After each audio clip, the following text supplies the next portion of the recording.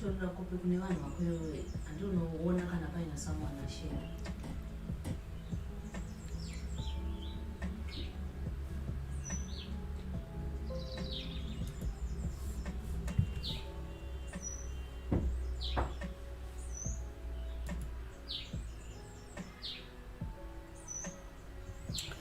Welcome back. We are continuing with the Olympiad coverage, and let's see.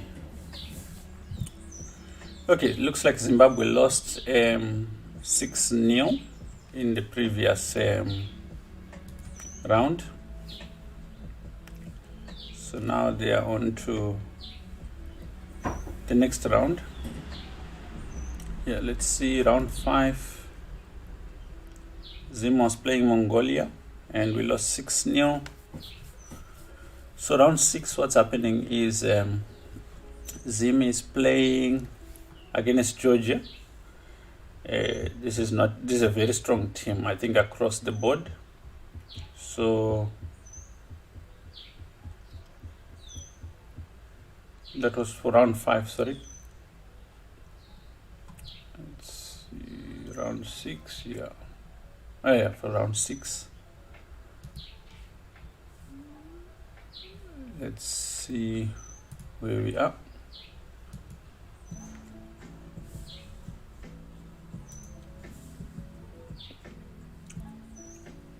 Pool A, round 6. Okay, and we are live.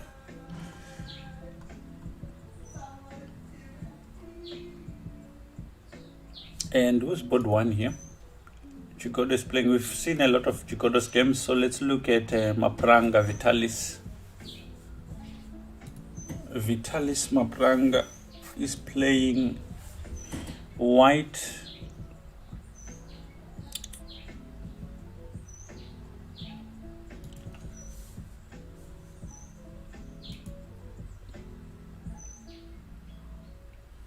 And starts the game with d4.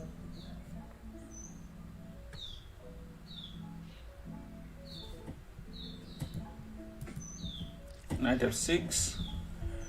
So he plays the London system.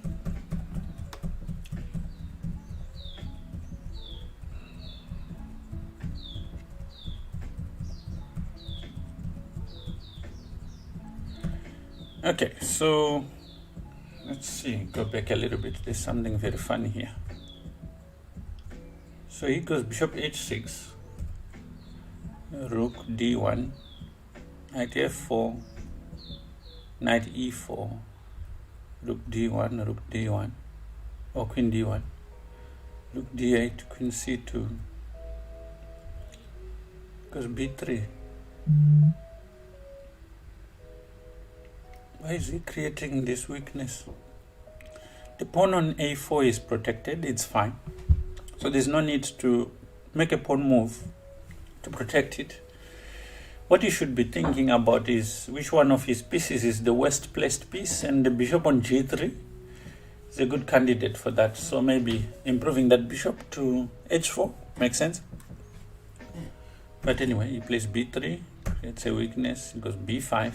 Again, for black, this is really not, should be trying to use his pieces. Again, which one of his pieces is the least?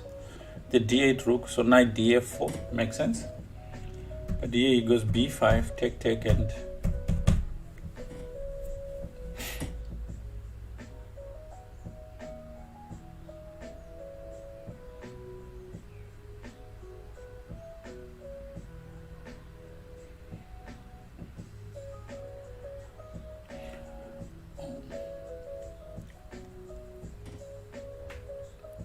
skill makes a big difference in this position.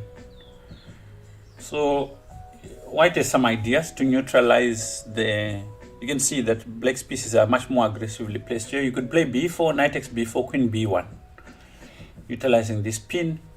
When the knight goes back, you take on b5 maybe with the bishop, and suddenly your pieces are active. But the trick is, if you play b4 and he doesn't take, and maybe he plays knight to b6, But then he's reducing this piece which is on d5. If it comes to c4, you can always take, because it's a much more active piece. Yeah, so I think interesting game. Let's see what he does. It really is in black's hands, no, rather in white's hands. How he can neutralize this.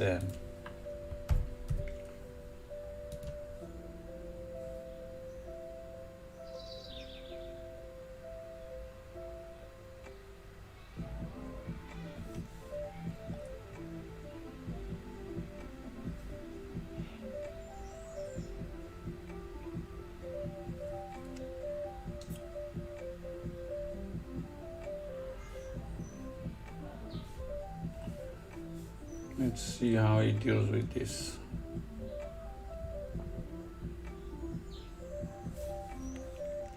What's amazing is that the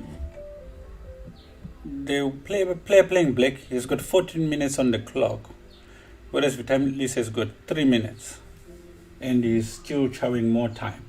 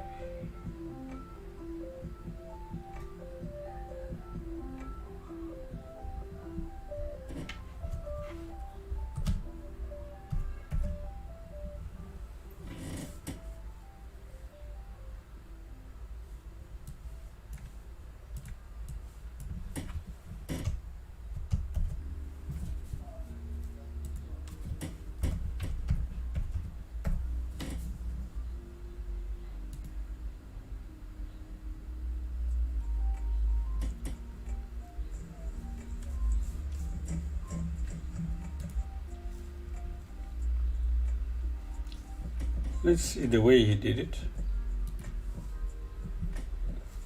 The way he did it was he played c4, and after knight b6 he played queen c2, and after knight d7,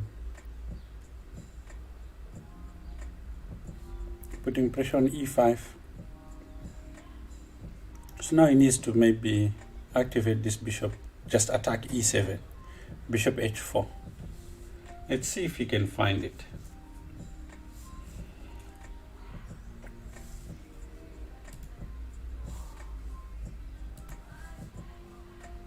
See if we can find bishop h4. It's an easy move to find. It's just irritating for black. How does he defend that pawn? He finds it. Okay, now how does black defend this pawn? It's going to be very interesting. Oh, he doesn't. That is weird. Yeah, take. Okay, and then he plays like it. It's just that Vitalis is in time trouble. This was a blunder. Go back. Why not bishop takes e7? Because you're threatening a rook. He takes on e4, you take on d8, he takes on d8, and you continue with knight d4.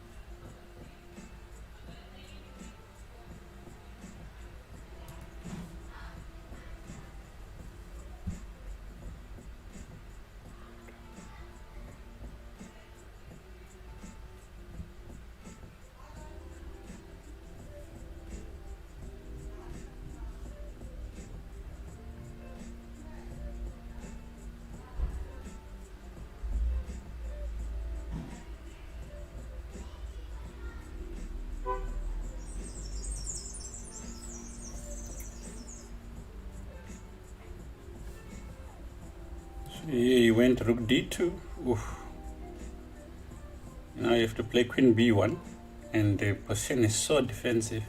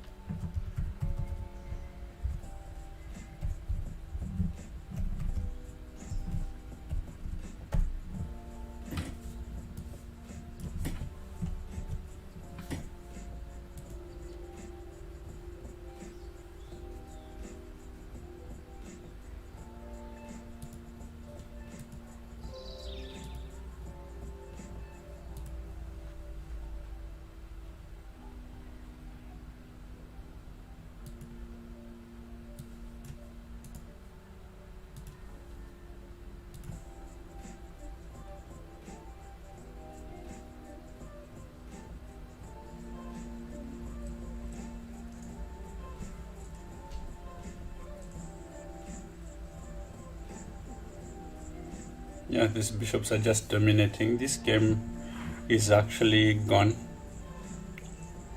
Zimbabwe will lose this game.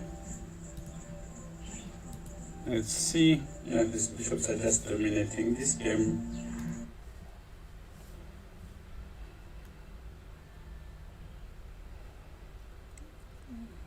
So Mapranga is definitely losing this one.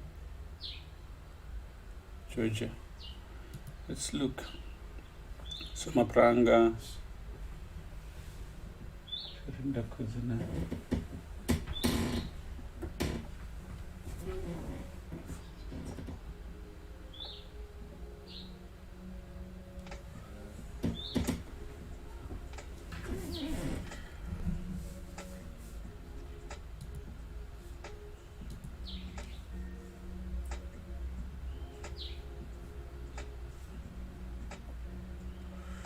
Okay, let's look at her. She's an under 16 girl, very strong.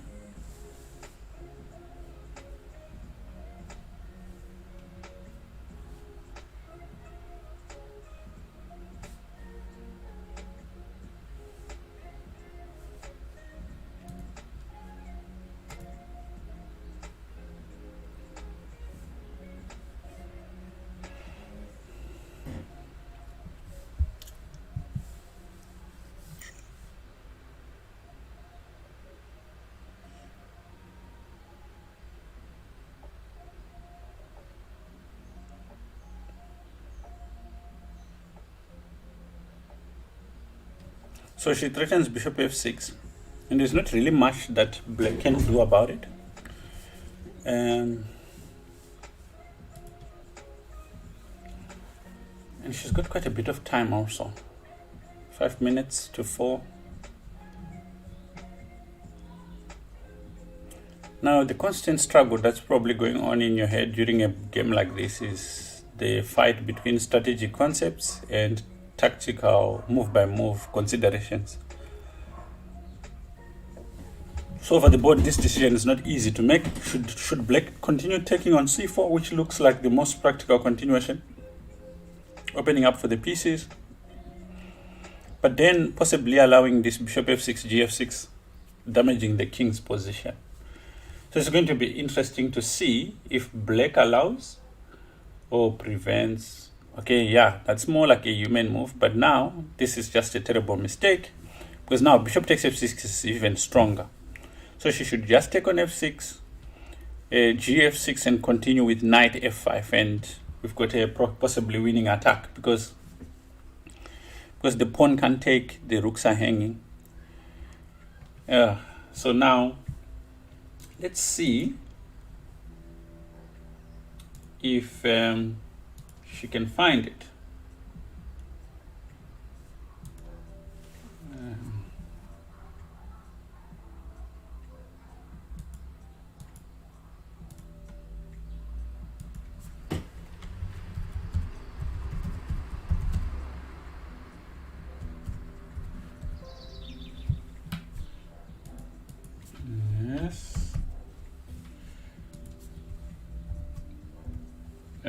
So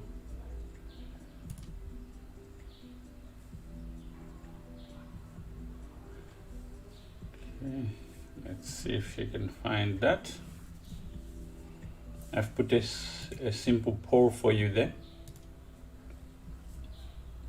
Can she find bishop f6?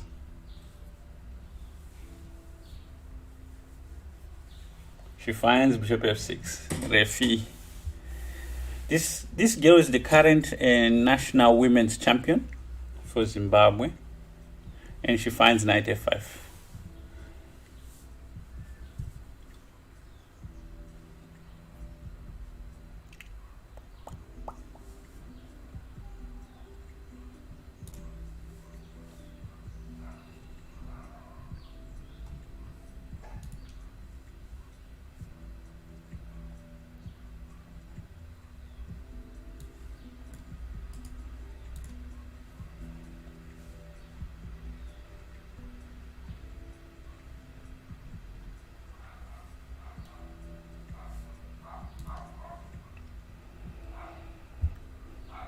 Here white has got a dominating position, but game is not over yet. She's doing fine on time, and the opponent's position is not easy to play. Now she's threatening to take on d5. That's really the idea. But before we get there, black maybe has got d4.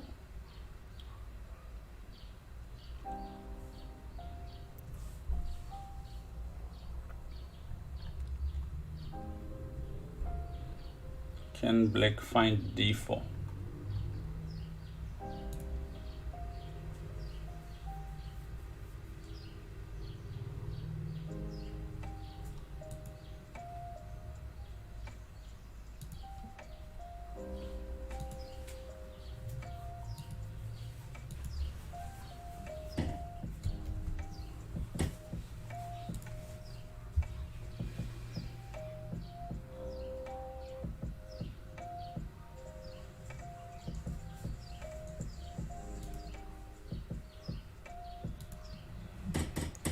Ooh, taking on g2 is a mistake, because now g3 just simply traps a piece. This reminds me of a Fischer game where Fischer took on h2 and lost against Spassky. Now the bishop is trapped.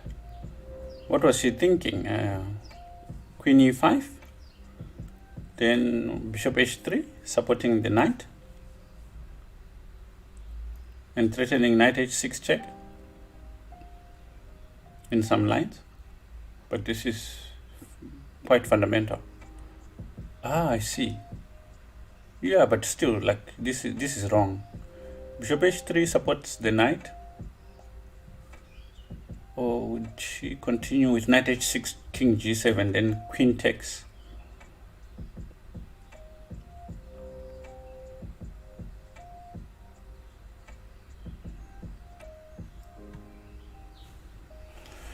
Okay, referee has got 3 minutes, exactly a minute above her opponent. Let's see if she can find this move.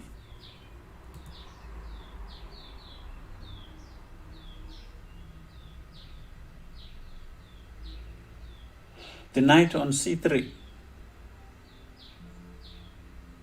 Yeah, but still, so what I'm saying is bishop h3, queen c3, let's say king h2. You still have this knight check discovered on the queen side. So bishop h3, queen c3, king h2. I'm not so sure. It looks like white still has control of the position, right? But I do agree with you that the knight on e5 is something to consider. I actually had overlooked it. But I definitely prefer white's position.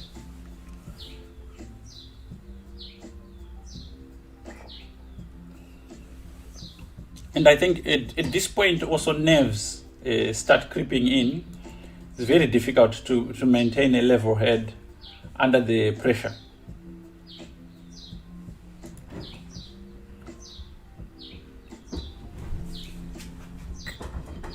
Now the question is, can she find, ooh, what happened here? She took on h2, and then, oh, she's thinking she can play bishop h3. But now, yo, man, there's queen f3 check. So she has to take on d5, queen f3 check, and then maybe bishop g2. But this is just good for black now.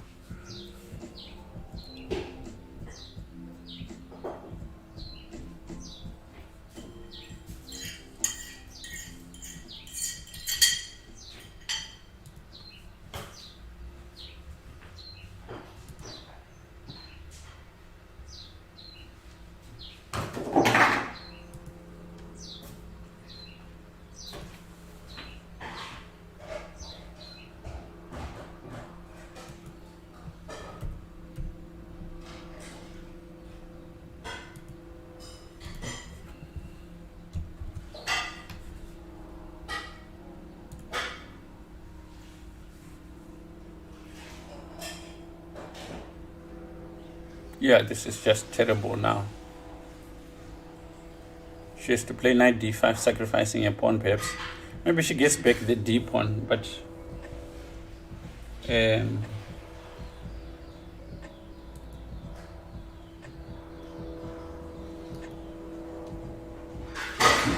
knight d4 is just a blunder, right?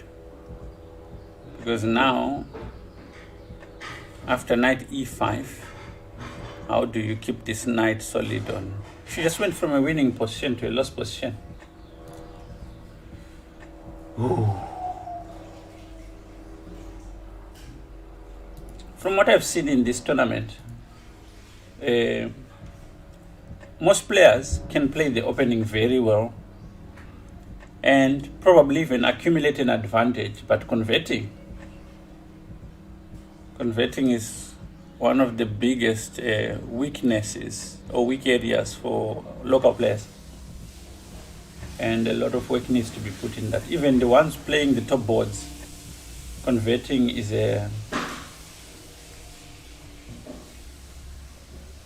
problem.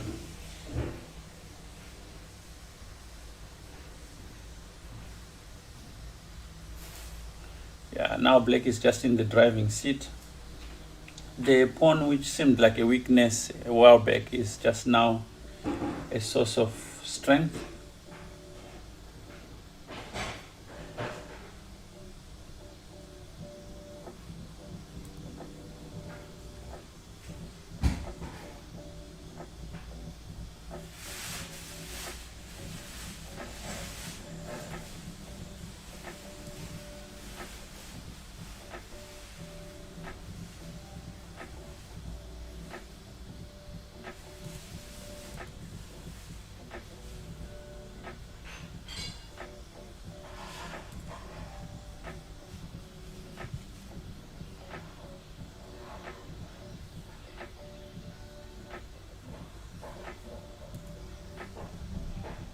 But the way black played this was too safe, and you see, but they've got time issues now. And it looks like white is back in the game, because you can play this bishop f5, shutting out the queen from the king side, and maybe play queen h2, and this could be very promising, but I'm not sure what king g1 is all about. But bishop f5 would have been very strong.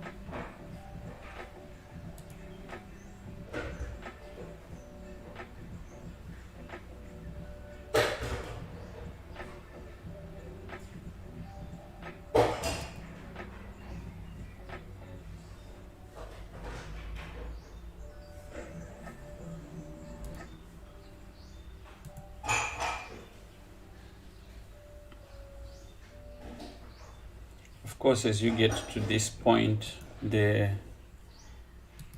the level of mistakes just escalates because the players have got,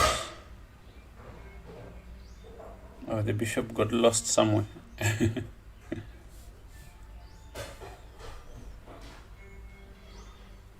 Yeah, maybe nerves also.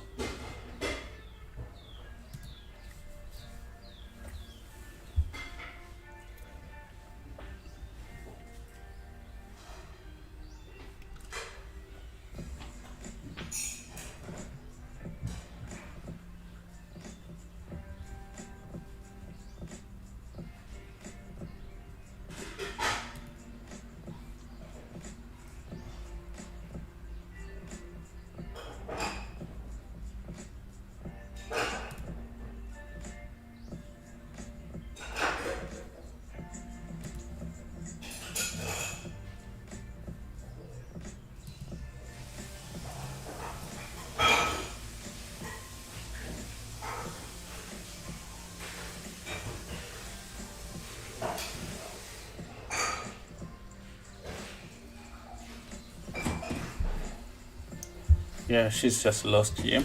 Let's see if we can find the other players. She tried, she played very well.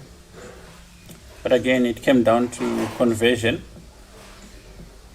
And she just could not convert this position. It looks like Hamandishe managed to get a draw against his counterpart.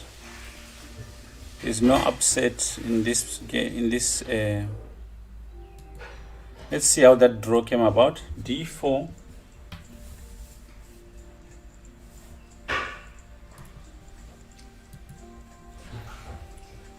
D4 and here knight F6.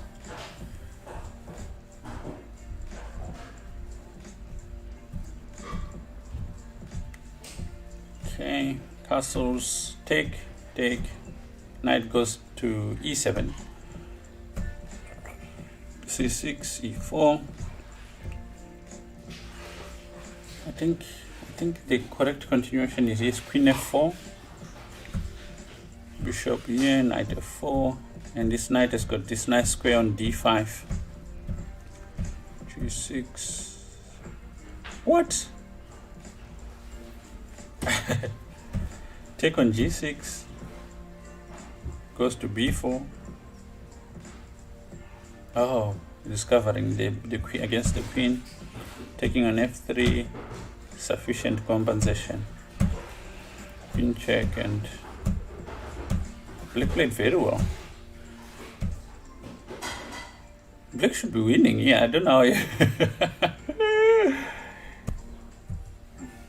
Did he offer a draw here? So Black is clearly winning. He needs to play a move like B5, and with check, it's checkmate. Oh, yo. So his opponent must have offered him a draw in a winning position, and he accepted. Confidence in your play.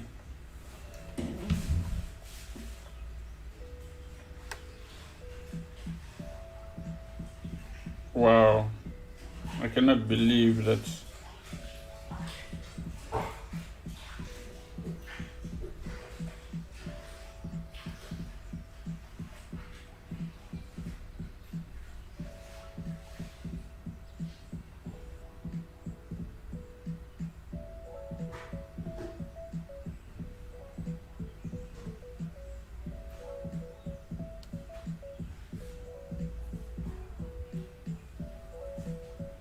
Wow, that is quite something. He was clearly winning.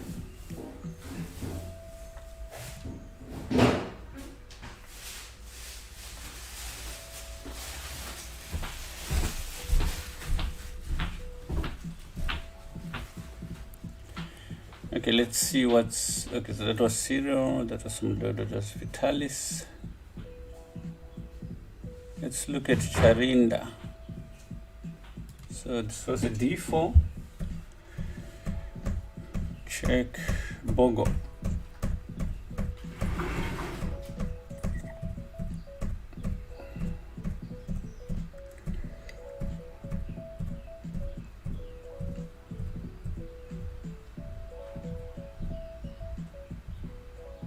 Oh yeah.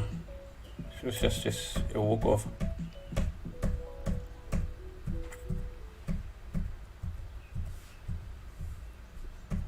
Yep. Game over. If you go King H8, Rook H8, Rook H7 mate. If you go here Knight D7, picks up the Rook. Game over.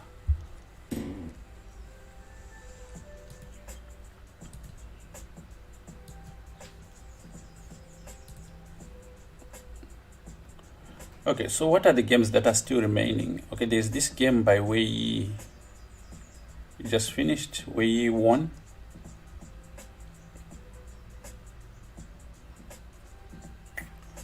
I wonder what the standings look like now. So let's see.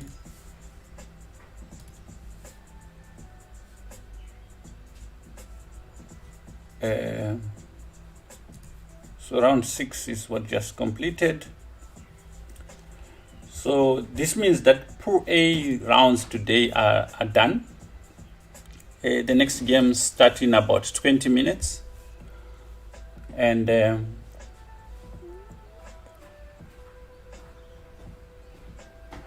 let's see. They haven't uploaded the results yet. So we're going to Pool B, base division Pool B.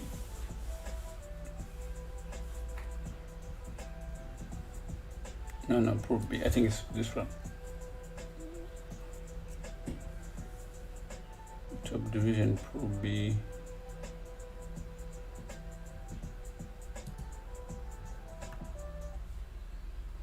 Okay, this is so confusing.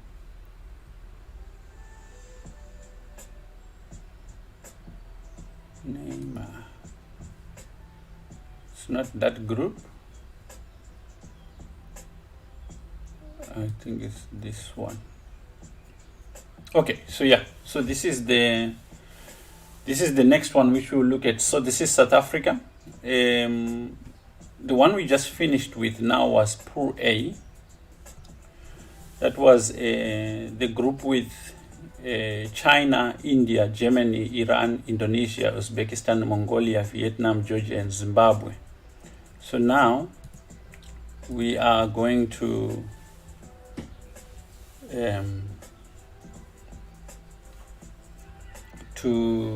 the next one, which is the pool in which South Africa is. Now, just to recap,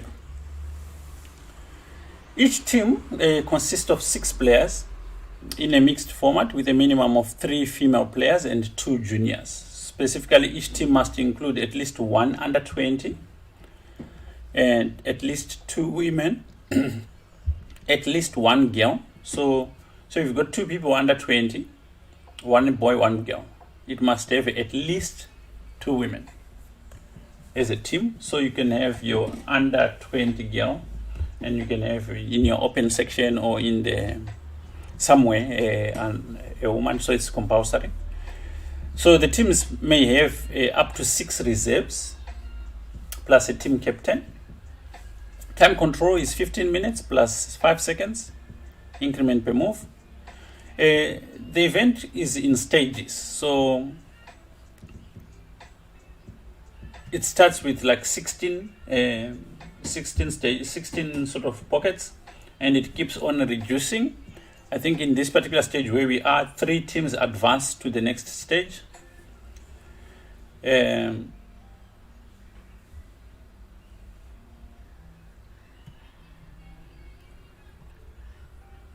Anyway, it went through the various divisions, and we are where we are. It's a fairly complicated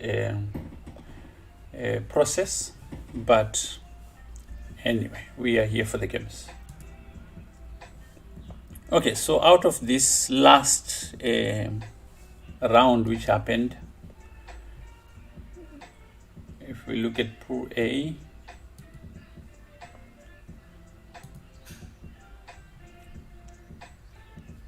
it looks like Indonesia beat Vietnam 3.5, 2.5. Iran won against Uzbekistan 5-1. And I think Uzbekistan lost on the 5th board, yeah?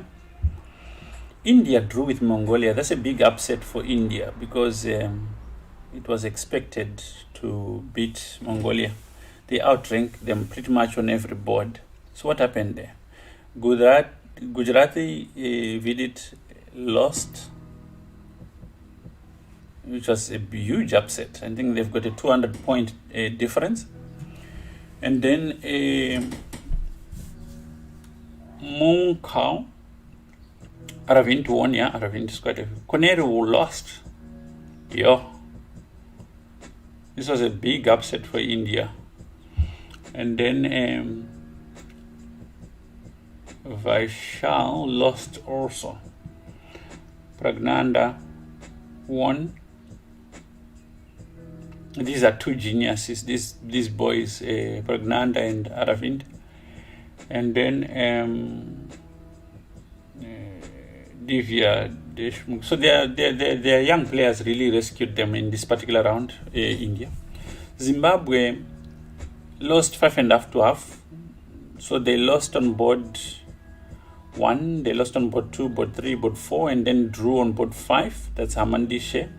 He was winning actually, and then I think he was offered a draw, and he accepted. And then China, Germany, yeah, that was quite a beating. China won 4.5, 1.5. Ding Liren drew on the top board. That was really unexpected, impressive. Ding is one of the top players in the world. Hey, Hobeg, how are you? And Wei won, and then Hui Fan, she's the best female. I'm not sure if she's the best female in the world, I wonder. Let's check.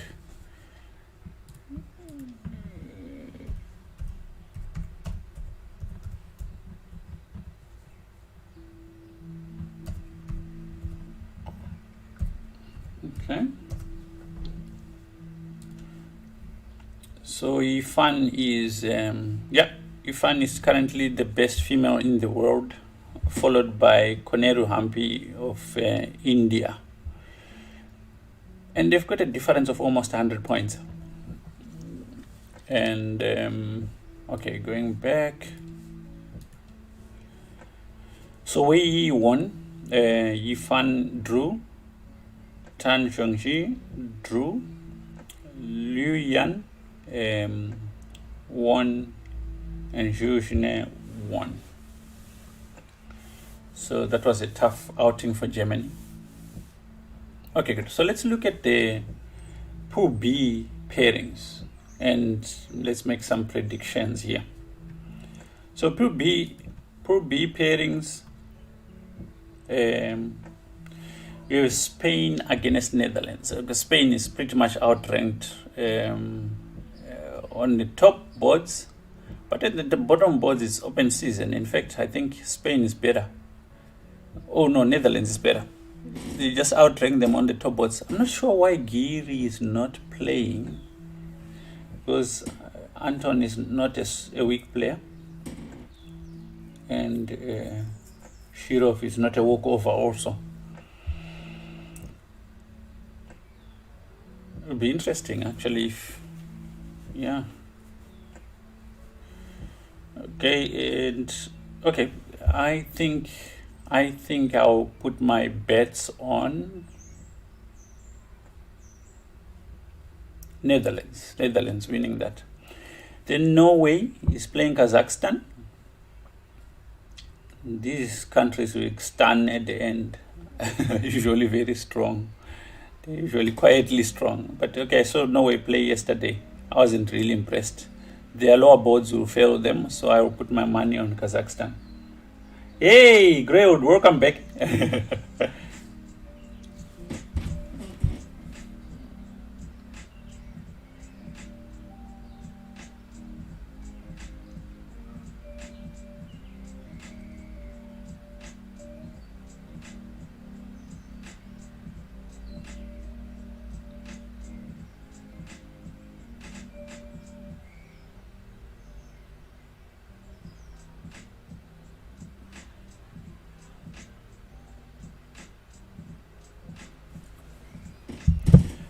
And then France versus Slovakia. France is very weak. It's like they don't intend to win this. I'll put my money on Slovakia. Azerbaijan is not playing. So Vasily Ivanchuk is going to be playing Mamedyarov. That's going to be an exciting match. Those are geniuses. Korobov has been many times national champion of Ukraine.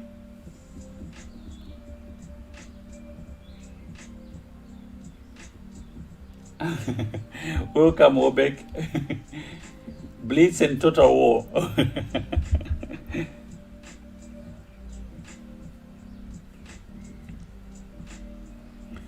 Okay, so those top two boards for Ukraine and Azerbaijan, it's going to be interesting. This is probably the featured match. This would be an interesting match to watch. It's a bit of a mixed one, but I'll put my money on Azerbaijan. It's got younger players. They are eager to win and they are very hungry. Welcome South Africa. South Africa is playing Hungary. Hungary did not bring out its top guns, but we have no chance whatsoever. But an exciting player on South African side is Mango Banele and Chalice. They've been really playing very well. I was very impressed with their games yesterday. So these are really worth looking out for.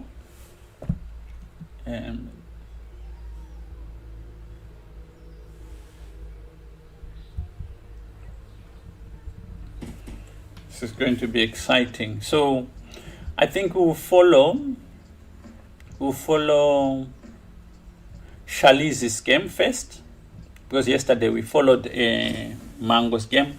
I'm glad to see International Master Mabusela and Diabrio playing today.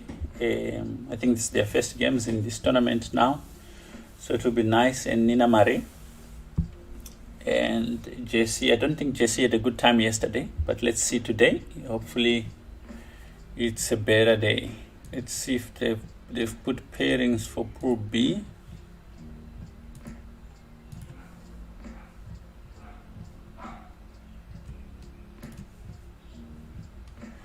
Pool B, not yet. So I think in 10 minutes we have the pairings.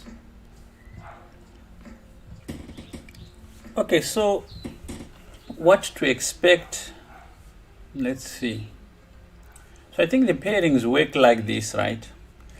If the team is mentioned first, their board one plays white, so it means Mabusela is black, Diablo is white. Okay, so it shows here also. The black square means that Mabusela will be playing black, and this means Diablo will be playing white. So Chalice is playing white.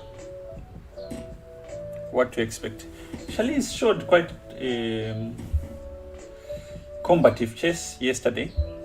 I think like she's not afraid of taking the risks, the necessary risks to get the points, and I think that makes her very dangerous for her opponents. Also, there was a game yesterday which she accepted a draw, again the similar scenario we saw in the Zim game, and she was winning, and I'm sure she was kicking herself afterwards. But today I think she's coming to to try and win this game.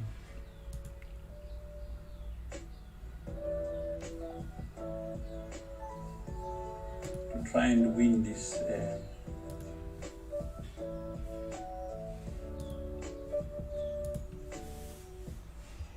And I think she can definitely backed up. But one person who really plays with a lot of confidence and is capable, knows what he's doing, and also I think he's also comfortable with the online environment. It's Banele Mango.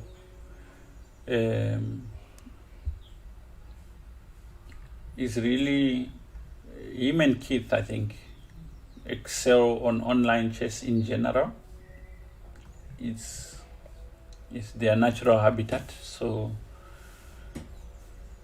I actually, even their current performance could have been better, I think.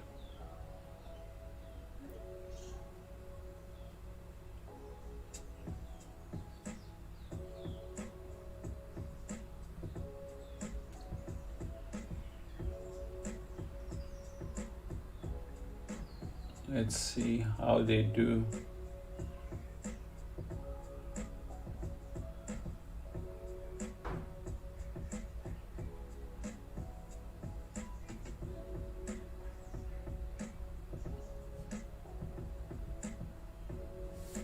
So yeah, so this is where we are. So we are just waiting for the feed. It's coming in 10 minutes, I think. Oh, yeah, exactly 10 minutes from now. From what I understand, FIDE obviously wants to delay the streams because of anti-cheating. Unfortunately, nowadays the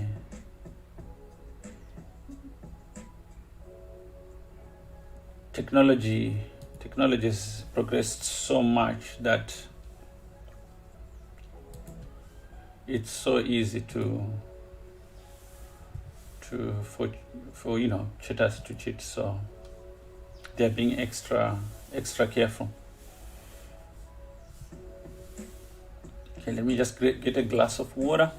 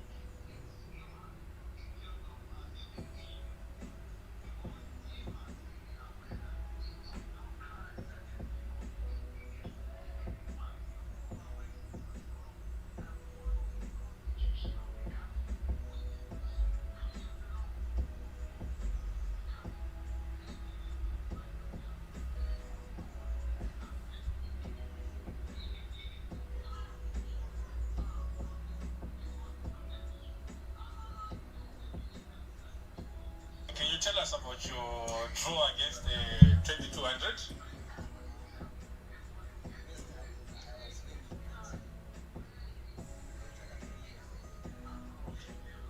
Mr. Salim from South Africa is saying actually in a winning position in this yeah, but I think it's because it's your first time in such a good position, and because of the under pressure, you just decided to well done, well done. All the best in your future games.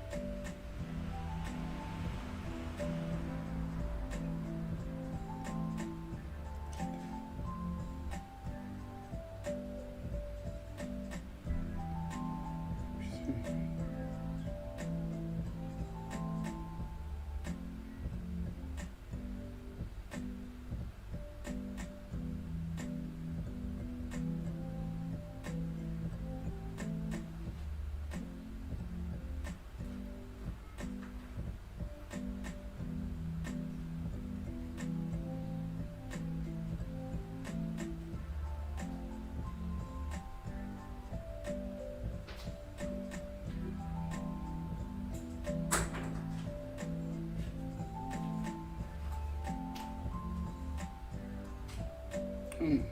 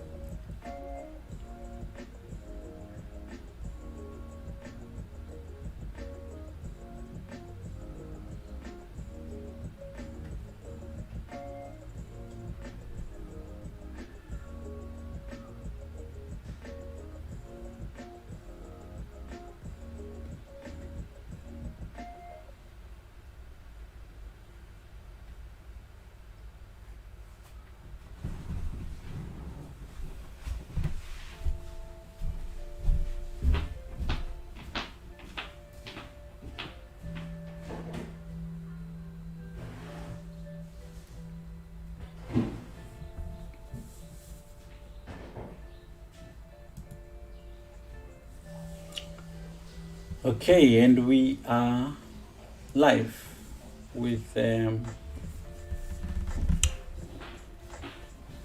we said we'll start with Shalice's game, and she's playing white, and she started with d4, and she's playing this London system which she played yesterday with a quick h4. I haven't seen this. Taking on c4. Okay, again, I've got no time for this opening, but people who play it enjoy it and like it.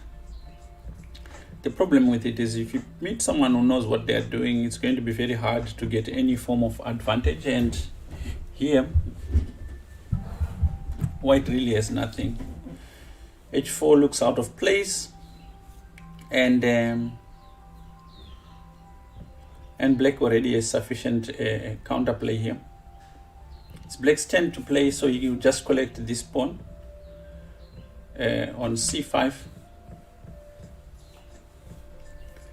And yeah, the pressure is on white now to prove what his plan is, or what her plan is. And she castles king side. With this pawn on h4, there's just so many weaknesses that white has created for herself. And the black's moves are not difficult to play. Yeah, this makes sense. Just reducing the number of pieces because black's position is a bit cramped. And also, when you have these weaknesses, the more you move towards an endgame, the easier they are to exploit. So the player from Hungary figures should be able to exploit this position a bit more better with a few minor pieces exchanged. Now bishop e6 is a natural move. Just keeping an eye on d5. You really don't want to play e6 because it weakens the dark squares. You've already moved a lot of pawns. The bishop is not so terribly placed on e6 because it cannot be easily harassed. He plays rook d8. You can't heavily criticize the move.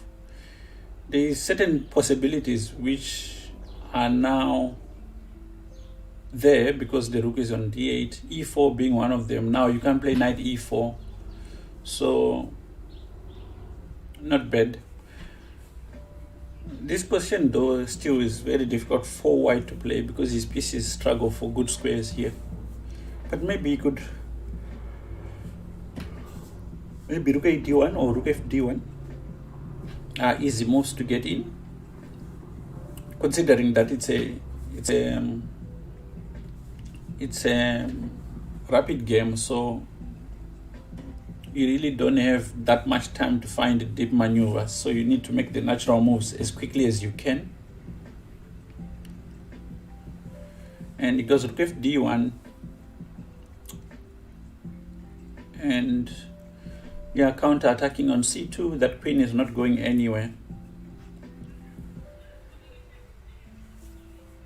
Again, okay, black's moves are easy to play. Rook a8 is coming, so here maybe just a simple move like rook ac1. It's not the best, but you have to make a move.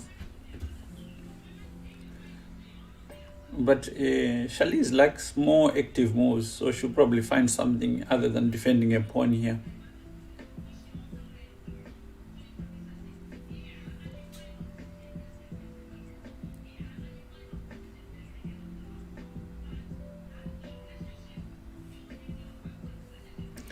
The thing which surprises you the most whenever you are doing these things is, this is the kind of move Shalice would probably play, but this is not a correct move. It doesn't accomplish anything in this position. She needed to do something about the position. If anything, this move makes a move like knight e4 actually possible. So black will just simply maybe get out of the way. Queen c6, then what? Or queen d6, even better. Maybe with the intention of pushing e5. and black is dominating in the center, but this was not even necessary. So one of those.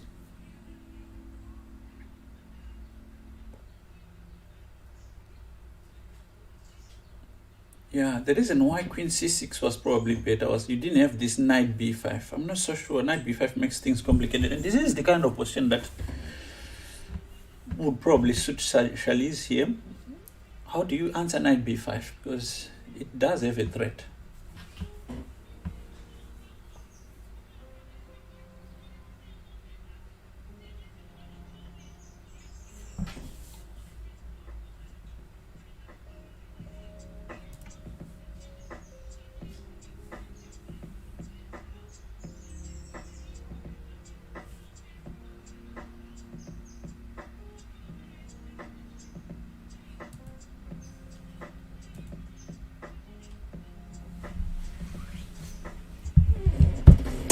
It's interesting. Now the question is, will Charlize find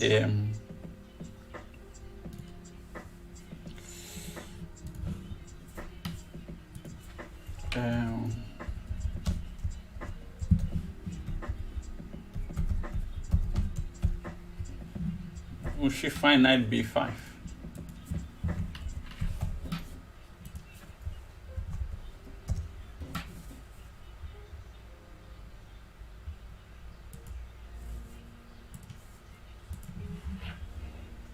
That's really the question, right? Will she be able to find a knight b5?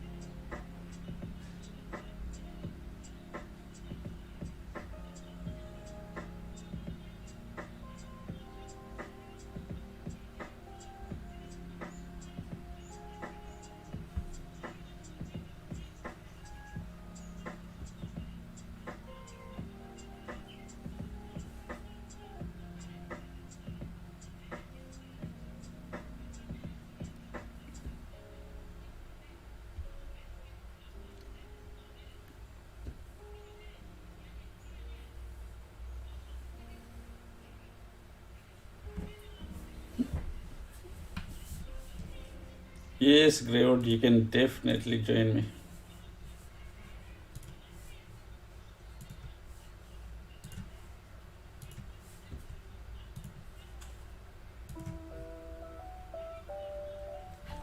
She played f4, and this move has got permanent consequences. e4 being permanent weak, e3 being permanently backward. She was afraid of this e5 idea.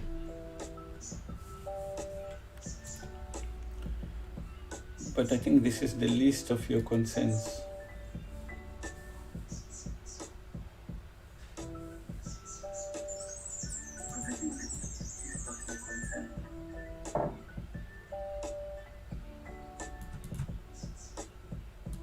Hey, Greywood. Hey, how's it going? Not bad. Well done on baby chocolates. Good. How's it going? Not bad. I think there's some feedback in your... There we go. Oh, there you go.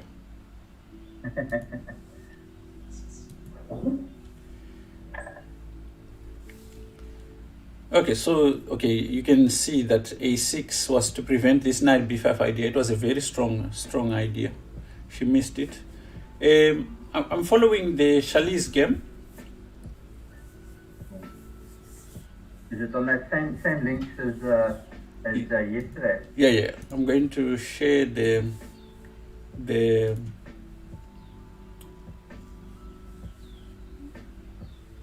maybe I'll put it on chat. Oh, okay, cool. Yeah, no worries. Good. Okay, there you go.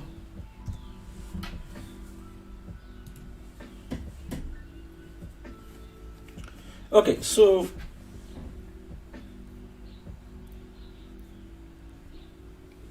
instead of looking for impactful moves, I think Charlize just needs to realize she needs to slowly improve the position. So, for instance, a worst placed piece in this position is the bishop on e2. So put it to f3 and keep doing that. And the more she does that, the easier it is actually for her to survive in this position and be in a position to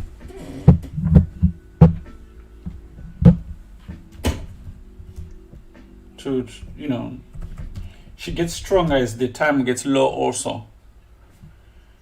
But she plays a lot on direct piece interaction. Like, so if pieces are facing each other or exchange, or like, she will find the most forcing moves, but she'll miss the quieter ones. Like bishop f3 would have put pressure on d5 and put a bishop in a much more better position, but she wanted to oppose this bishop on f5. I wonder what she should do. Okay, so there was no need actually to avoid this exchange. She could have actually just exchanged and it would have been fine.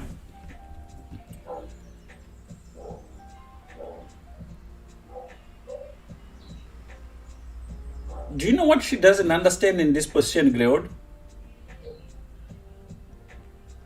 I'm sorry, Coach. I was just getting everything set up on my side, yeah. Oh, okay. So if you look at the different bishops, the light squared bishop was the better bishop in the position, the white bishop, right? Because of the central pawns, right? But she wanted to exchange that bishop because she really didn't realize that it was the better bishop. Yes.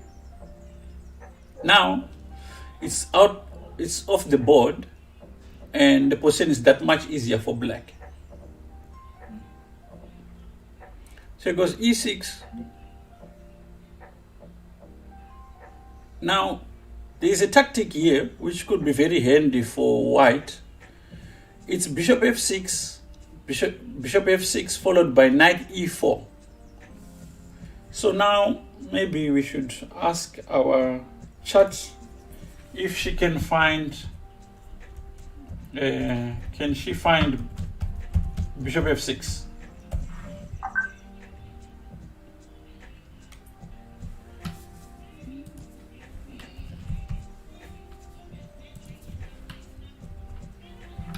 Let's see if she can find this move.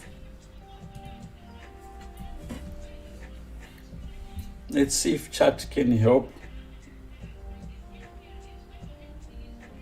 Do you think she can find bishop f6, knight e4, followed by knight f6? So exchanging these minor pieces at least levels the playing field.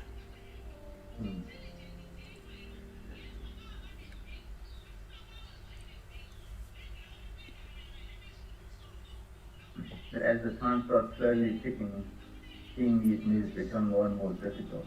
Yeah, and she's very low on time, so definitely she didn't find it. She didn't find it. She played a5. It makes sense, as in it's tying. Now notice how black is playing. Of course, his knight is better, but here, interesting.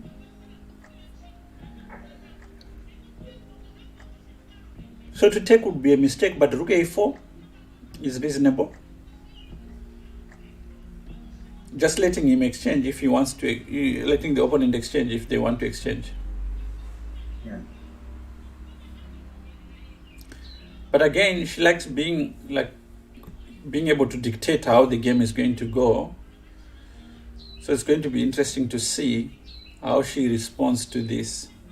It's fascinating how sort of part of your personality seeps into the game. What would you play here?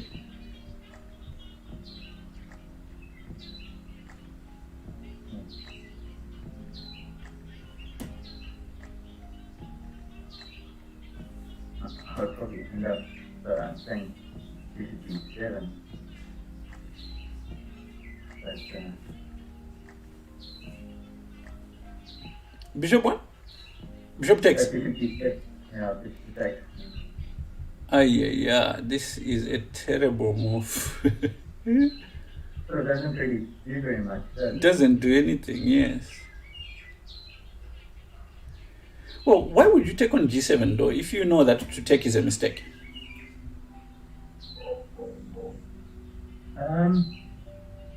Yeah. I think it's more the threat of the bishop the whole time. It's clearly covering the diagonal. Well, but yours is too. Yeah. I see now, obviously, in this position. Okay, so the next challenge is what do you retake with here? The rook, right? Oh, the rook, yeah. Yeah, rook takes. Now pawn takes is not a good move. So the problem with pawn takes is queen b4. Queen b4 puts pressure on b2, puts pressure on d4, and rook c4 is a factor. There's so many moves possible after pawn takes d4. But if you had played rook takes, these moves would not have been possible, and you'd still have e4. So black immediately jumps in. Now your challenge is, how do you defend a2?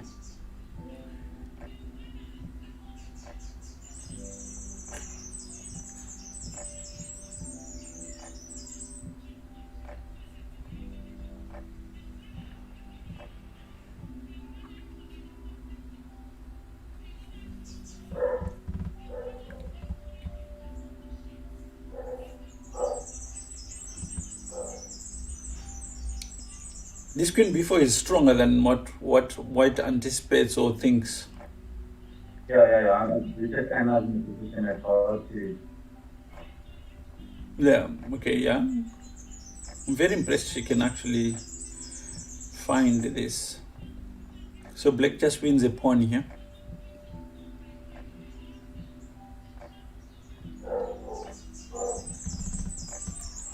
So the point is she wants to play knight c5 here. And they have a bit of initiative, and also her weakness is on the queen side. It can be strengthened a little bit, so c3 is another idea. Knight c5 first. Queen b6 is natural. Queen c7 also. Then c3,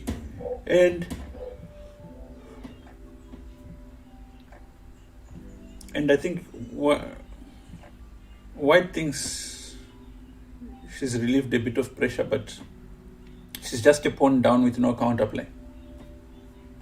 Yeah, and time is ticking. Yeah.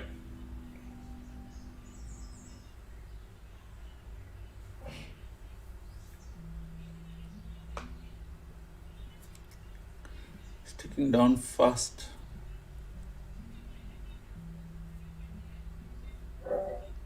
Doesn't seem to be too much of conflict in any event. Yeah, no. Position. Not at all. So now black has got all the time in the world to carry out his plan.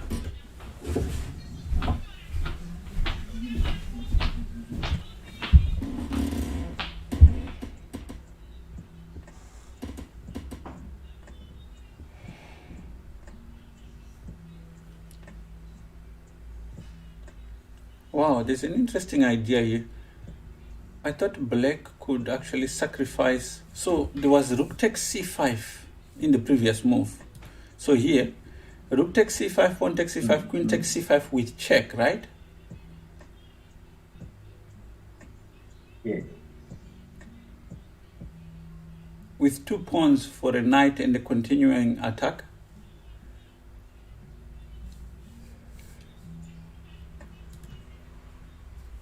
But she played a quick queen c7. And you know, White has been making a lot of pawn moves. These are going to become a problem later on. Like those g3 pawn moves earlier on.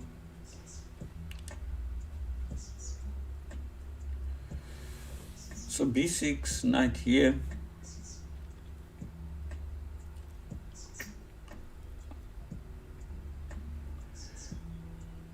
As a beginner player, Greywood, what would be your priorities in this position? If you're playing black, I mean, yeah, the winning side. If I'm on the winning side, Yep. I'd be trying to attack the weaknesses, the backward pawns.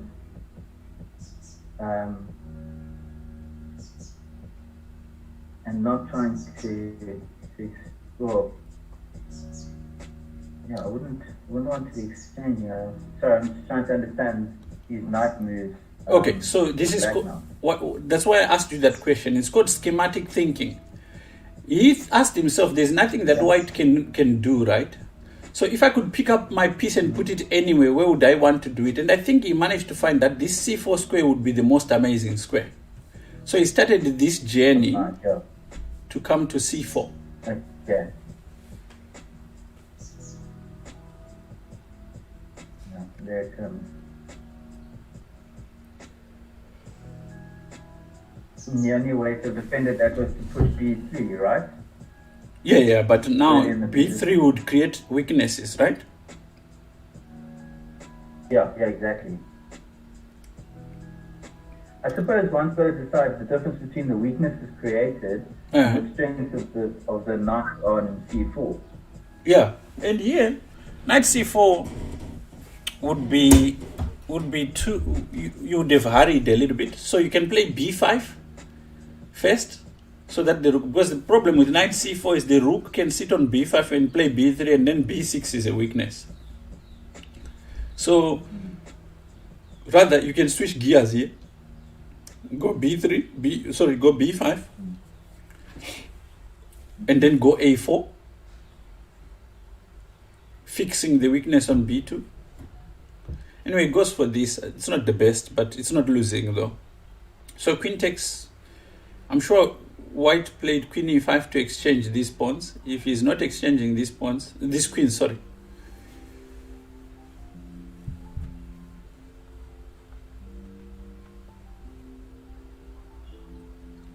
Also, I think black is playing this considering the endgame is a very sensitive phase of the game. He wants to exchange and play an ending, and white has got seconds pretty much to make some of these decisions.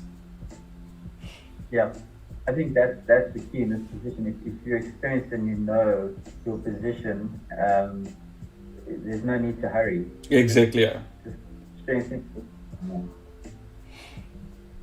So white is implementing this idea we spoke about. The knight on d3 is obviously a very good piece. It defends on b2. But he wants to play b3 and kind of turn the tables and make b6 a weakness. That's why you see black now starting to defend that b6 weakness over here.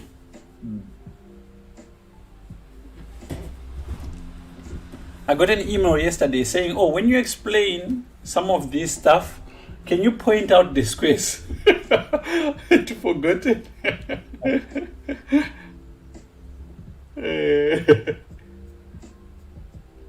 Now look at that weakness on g3. Now it requires attention, right? I'm not sure what this is all about. This king, it wasn't even check. Why didn't he support with rook g1 or something? Now he's just losing a pawn. Oh, she's just losing a pawn. So yeah, this is lost now. 11 seconds on the clock. Yeah, not much left to play here. Is there increment in this, coach? I can't remember. There is 5 seconds, 15 plus 5, but it's not even an increment when you're playing really. No. When you're in this position and against this quality player, it's not. Yeah, and she resigned. So this is a loss for South Africa. So Nina lost and Charlize lost. Let's look at Banele. Banele has got a slightly worse position here because of those pawn, the pawn mass and the closed nature of the position. It favors the knight, the presence of the knight. But the game is not gone. Bishop h6, good attempt. You want to try and eliminate this knight for your g7 bishop because it's a terrible bishop. And also now white has to shift and take the bishop on e6 instead, because it's better to lose your knight for that bishop, because the remaining bishop, which is the h6 bishop, is a bad bishop.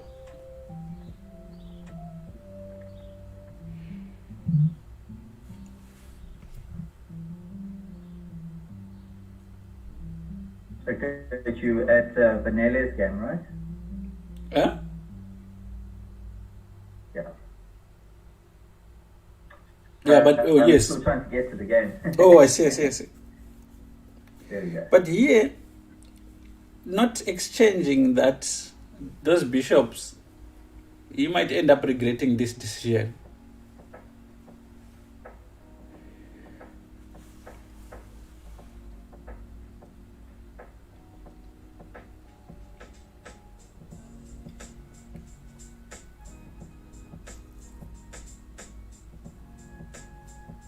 So Banele is very strong, especially as the time scramble approaches. He has the ability to find moves very quick. So here, this is the kind of position where you don't really have active plans. Maybe king h8 was better. When you make moves, it's important to make sure that your pieces can still play. This move, king g, is the drawback of limiting the bishop scope. But now bishop takes g5, just eliminating that bishop. Oh, I thought he had a chance here.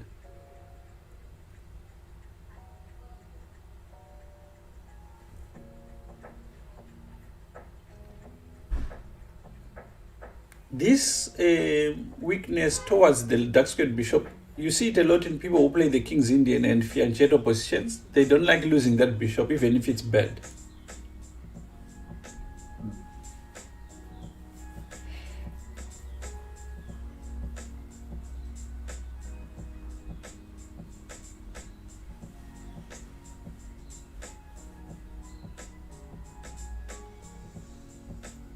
Yep, he took that bishop. That's very good. So now, it's fair ground now. Pretty much, besides piece activity, they have the same assets in this position.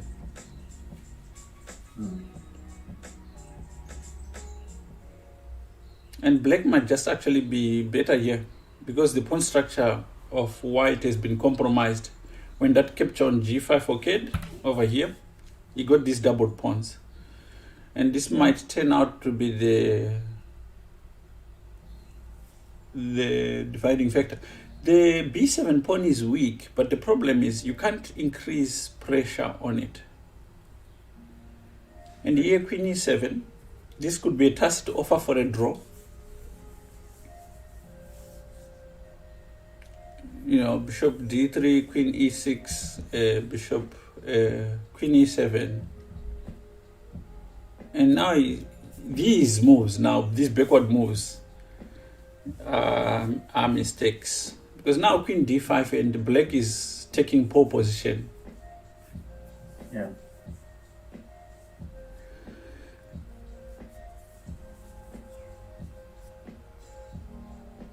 I'm not so sure what he's trying to do. Oh, this is a blunder. Queen f3. How do you deal with queen f3? Ooh. I think white has really misunderstood this position. Now queen c3 will just give him a passed pawn, right? Oh, d3 was not a good move. Now you have to play queen e2. It's the only move.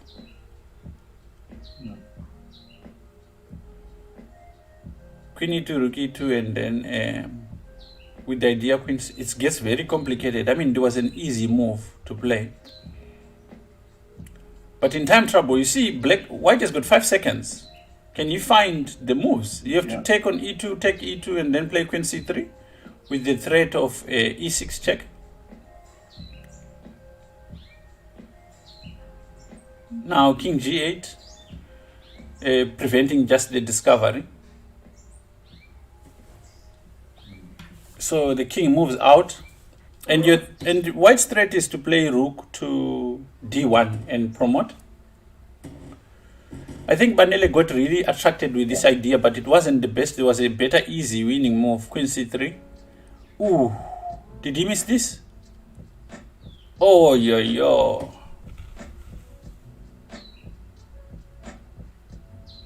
Oh, can you believe it?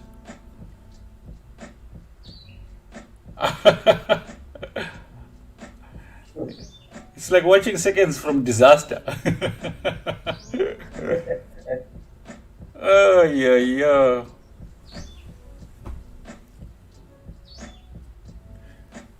Yeah, he's just getting mated here now. But what I was talking about is here, he missed an idea here. So in this position, queen c3 is clearly better. And the pawn will move, and there's not much he can do up against this idea. And it's just much better. Can you believe it?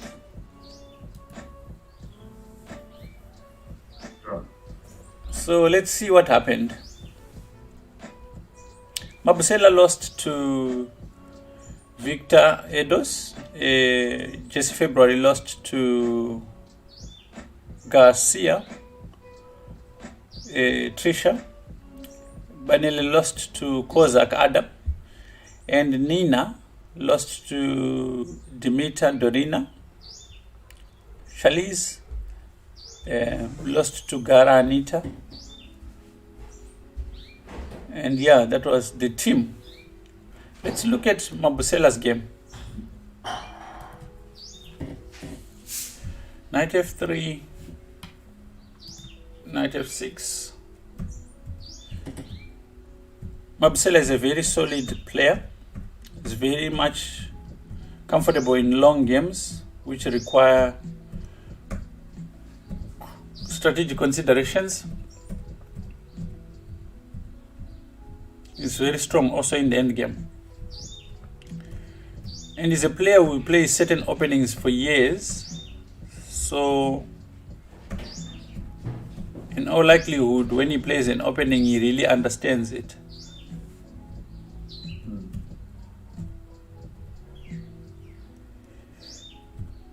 Yeah, he got outplayed. This is a very strong grandmaster. But you can see that is not just giving up. Yeah, this is lost though. It was clearly outplayed.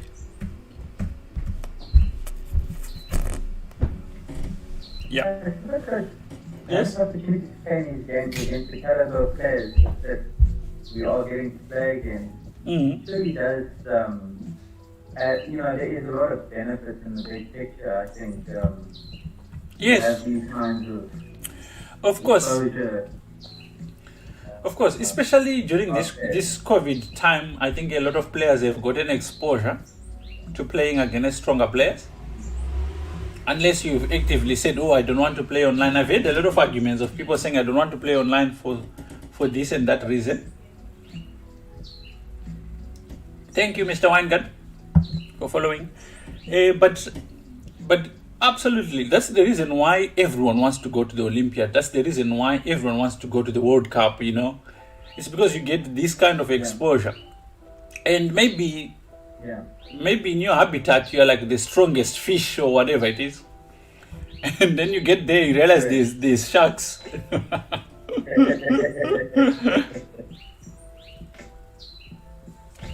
And it makes you want to work beyond just beating your neighbor.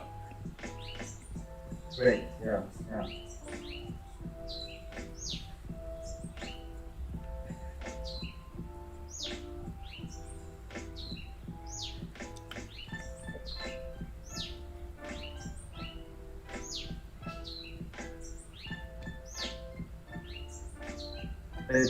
I think I've interesting enough with my connected with the page and so on, and a couple of them attend connected and so on, and it's been quite interesting. You know, a lot of the people are aware about that. You know, somebody the other day, we were just talking about the, you know, chess in general, and they specifically said, yeah, you guys have got some very strong chess. The person I was talking to was from India. You know, I think maybe a title player, grandmaster, definitely not. And he was saying, oh no, South Africa has, you know, some strong players, and he said, yeah, no, keep them. You know, he started mentioning some of the names. So I think with the lockdown and online chess, it has given our guys a lot of exposure. Yes. Which will hopefully result in some opportunities, you know. Yes. Invitations. Yes, exactly. Yeah. I also think, you know, part of the problem is that the way FIDE operates chess, right, is like there's certain areas where chess has traditionally been strong. So naturally, those places are the places where the big tournaments occur. So for instance, you've never heard of a big open tournament, like a big FIDE tournament, like candidates happening in India, because it's not traditionally a chess hub. You have not, in fact, we've never had the candidates on African soil. We've never had a world championship on African soil. We've never had a World Cup on African soil. We've had tournaments that don't necessarily give opportunities for all the players. Like, you know, we've had junior tournaments on the continent. And what this does is that most of local players never get the exposure in general. And if you want to take a trip to Europe to go and play, it will take you what? You need at least 25 grand. At least. Yeah. So most players never actually get the exposure to play at the highest level. And that makes it very difficult to be very ambitious about getting international masters, getting grandmasters, and necessarily and raising the level of competition. If you look at local players, if a local player plays at least 5 FIDE-rated tournaments in a year, that's amazing. But if you are in Hungary, every week there's a FIDE-rated tournament. Yeah. So And the players get that experience. I mean, when we had Max Waddingham on the channel, and hearing about experiences he's had, and he's a young player, it's clearly why in those countries chess will just remain strong, you know? Yes, who did he say he played when he was young? A couple of times. Carlsen, right? Yeah, he did mention he played Carlsen once and lost. But he listed a few other players, and I've watched a couple of his streams, and he refers to some games of his, and you know, I think that's the difference up there, is that for up and coming young players, you know, you're playing grandmasters and title players on a consistent basis, on a weekly basis, but on a fairly regular basis. So yeah, and access to that experience and tournament environment, I suppose, is invaluable for the young players. Yeah.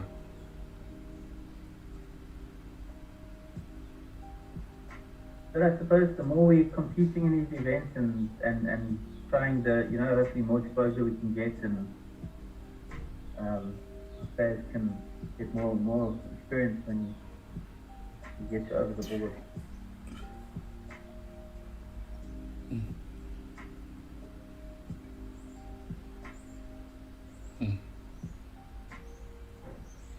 So, what time is the next round, coach? Do you know? It's 10 past. 10 past 2. 10 o'clock. Mm. Okay. Let's look at, so that was Mabusela's game. Let's look at Diabrio's game.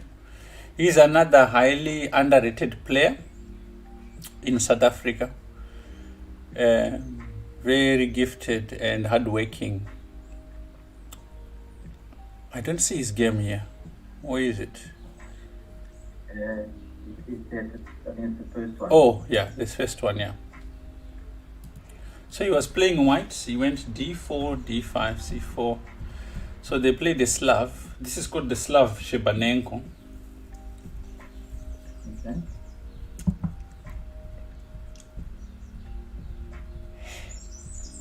It's a highly complex opening, and if you don't know, which seems like the case for white here, I would never take on h3.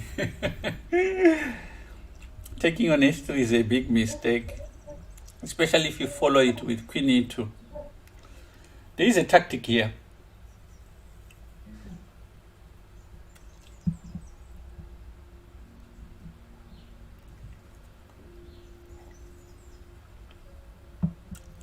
But I'm trying to understand.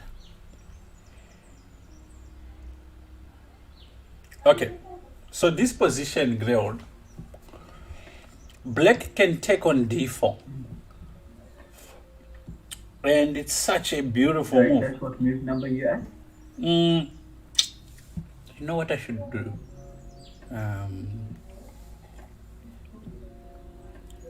I'm on... Sorry, I take a little longer to get.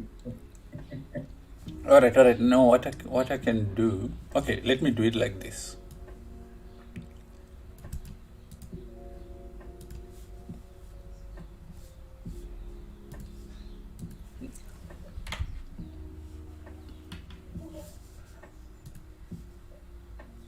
Okay, I'm going to share the board with you. Okay. On Lichess, just log into your Lichess.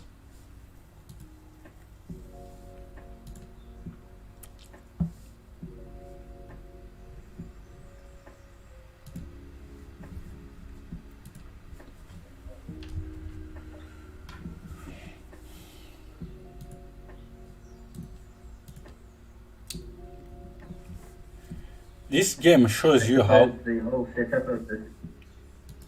Sorry. Okay, so let me kick.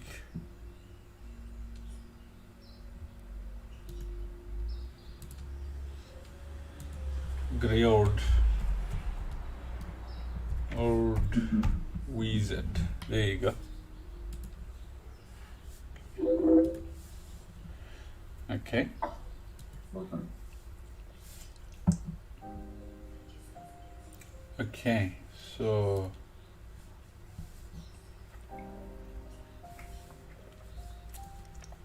in this position,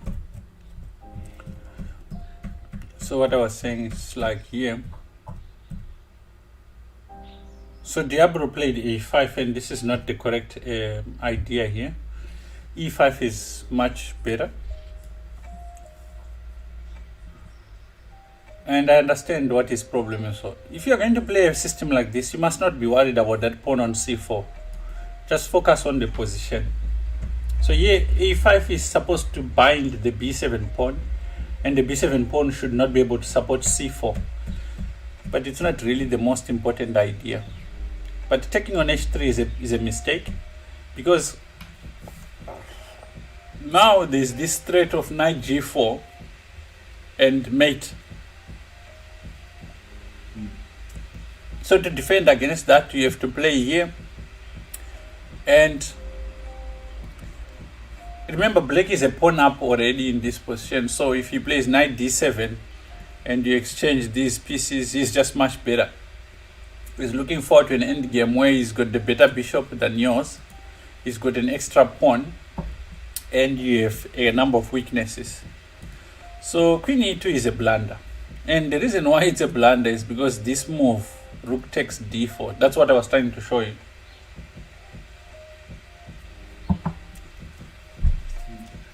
And rook d4 works because now, okay, there is a method of thinking in chess. I don't know. Imagine you had a machine to time travel, right? And you went and saw the future. And then you decided, you know what? I'm going to change A, B, C, D. It's the same way of thinking. I've forgotten what it's called.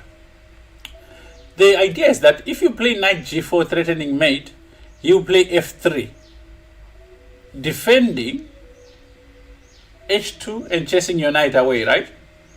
So,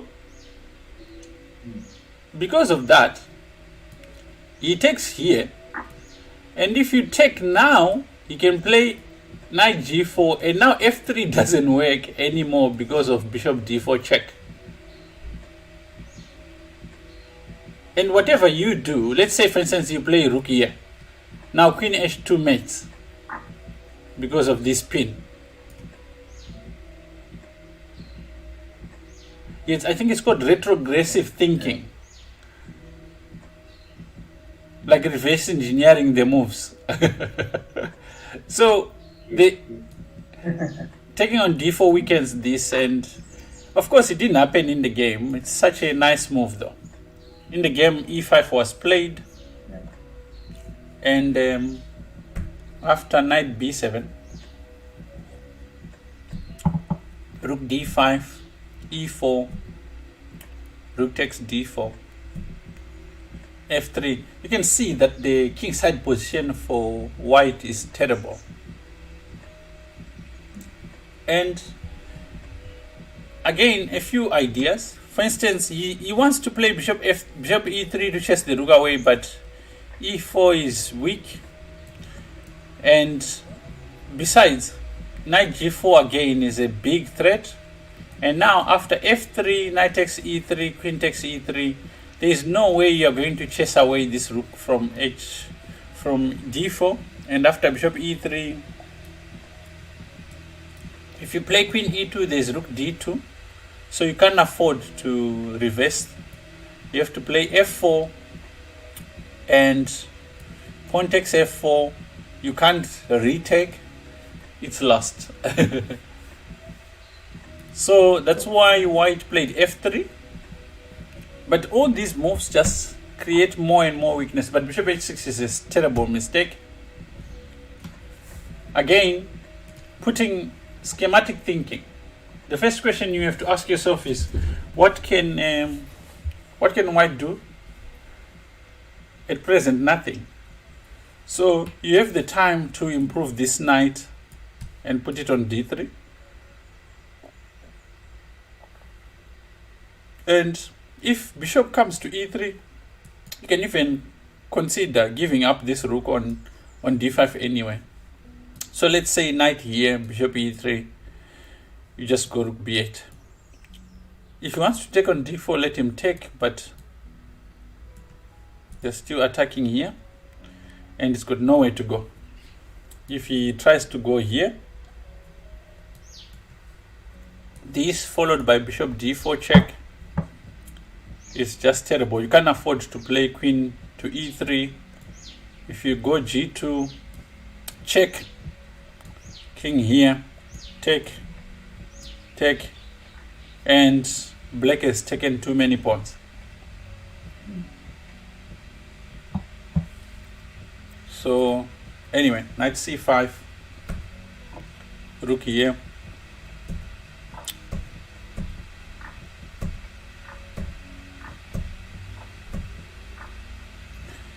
here, check,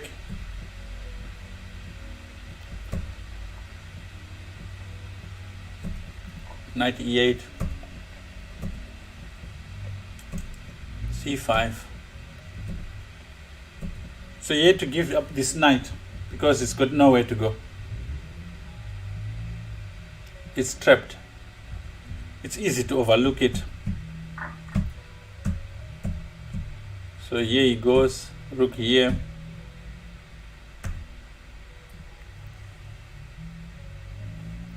It's easy to blunder here if you're in a hurry and play rook c7.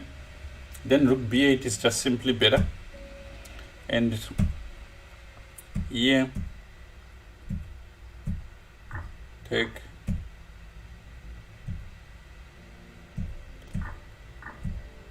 okay. Now it's a question of just converting this advantage. Check, and here he resigned because he's going to lose the f3 pawn. Not a bad game. Definitely class. So that was Diablo. Let's see how Jesse did. Jesse was black.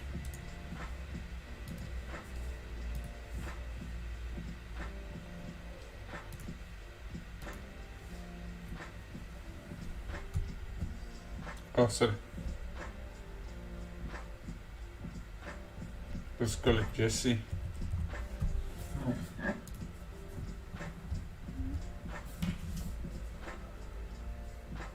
She was black.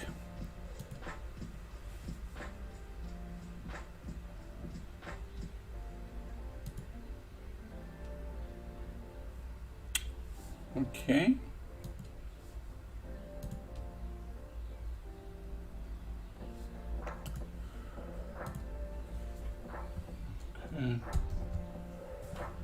See.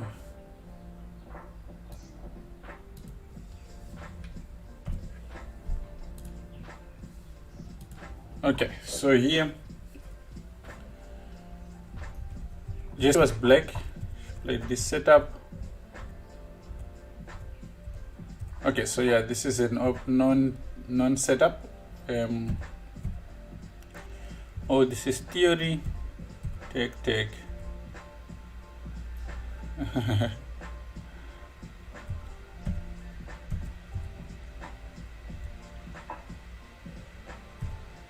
Yeah, it's important to get rid of this. Okay,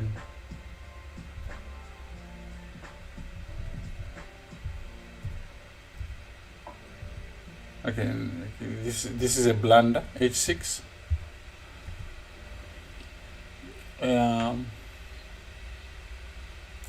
Because of the back rank, of course.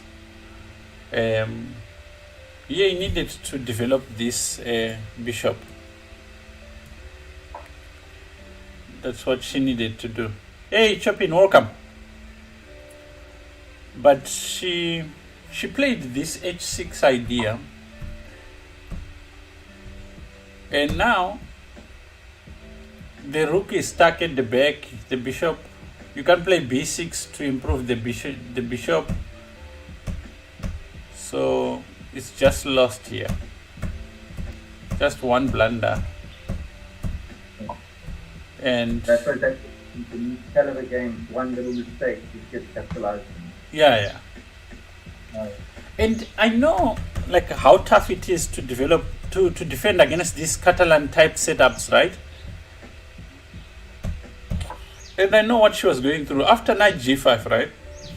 The d file is open. So what you're trying to deal with is mating ideas.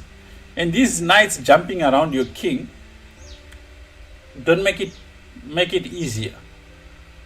Yeah. And yes, getting rid of this knight was a good idea, but now she needed to just open up with bishop f5. So if she goes bishop f5, for instance, there's no reason to take now because there's no check here. So white would have to. He's got also these weaknesses, which helps a lot. So she's got a lot to play with. She doesn't have the bishop pair, but in compensation for that, the opponent has got these two weaknesses. So this would make it worthwhile from black's perspective. And if white wants to balance the weaknesses, then he doesn't have the bishop pair. And the position is about equal. Slightly better for... It feels like it's slightly better for white, but not really, no. Because these pawns, I suppose that's the difference. Yeah. This pawn is fairly aggressive. White can't penetrate into this file. So if you look at the more aggressive continuations for white, like rook d6, they can easily be parried. You can play even rook c8 here. But I would probably favor something like h6, just getting rid of this knight first. And after this, going knight e4.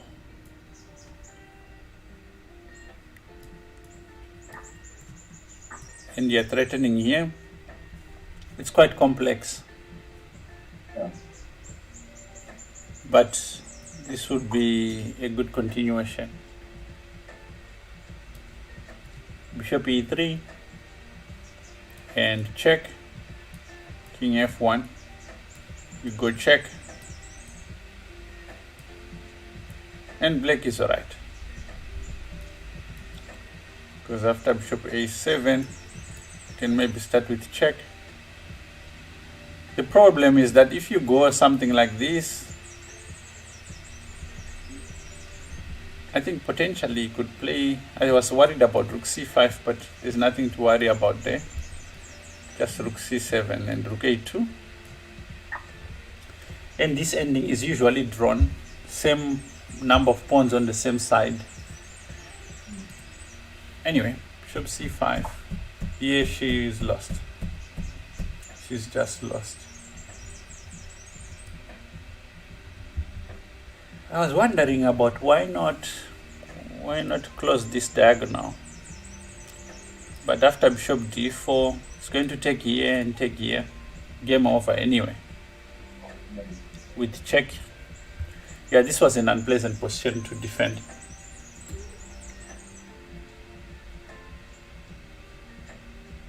Yeah, h6 was bad, yeah. Yeah, the back rank immediately, yeah.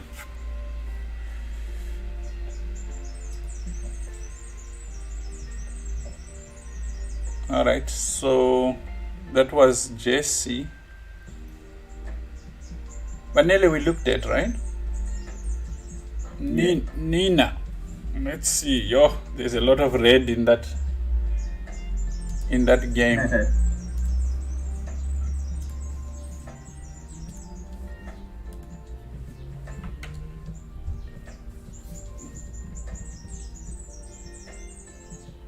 Nina was white, so let's look at it. So d4, knight f6, c4, e6, yeah. a3. Yeah, I don't know why I would want to play this as white.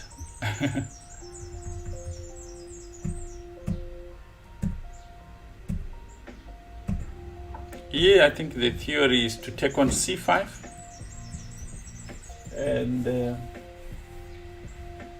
and yeah, white uses the time that black tries to recover the pawn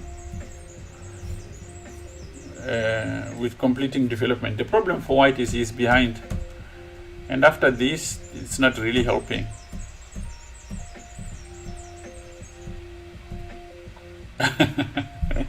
Nah, this is too much. Paul, are you there? Exactly. I just took the video off again.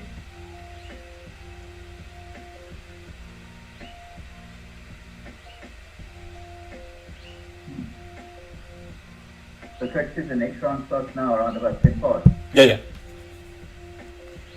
Is that the delay time of 10 past? Yeah.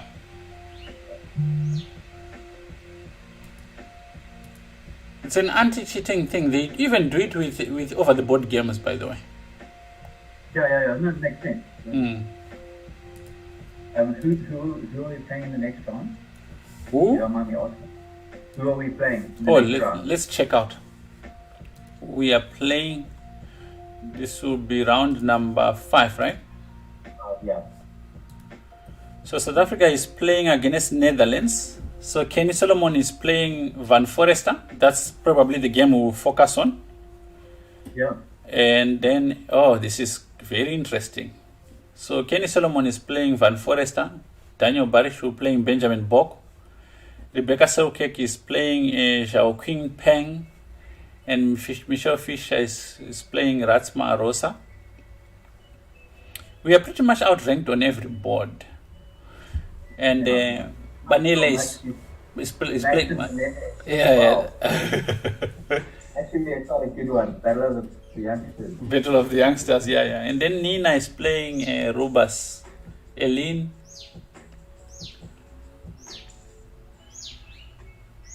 The one person we haven't really looked at their games is Daniel Barish. Okay, yeah, looks like we are underway.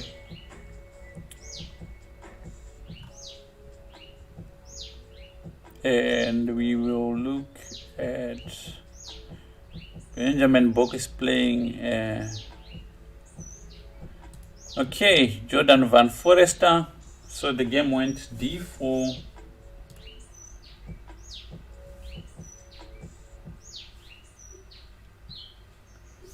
G4, F5, G3 here.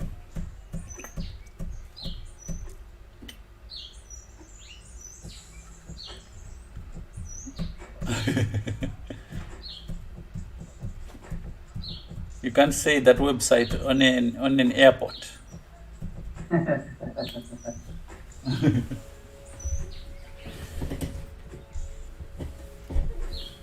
Yeah, this is a frustrating opening to play against.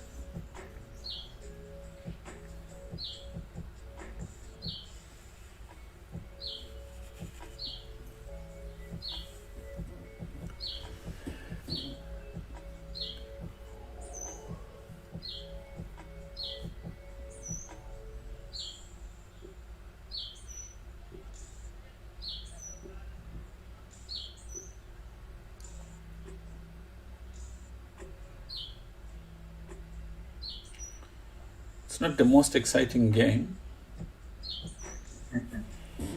Okay, let's see how the other youngsters are doing. Mango and Vamadam. Vamadam is a King's Indian player, but here he played d5. He played very simple. I think the reason why he didn't play what he normally plays, he realized that Mango Banele plays the same stuff. So here,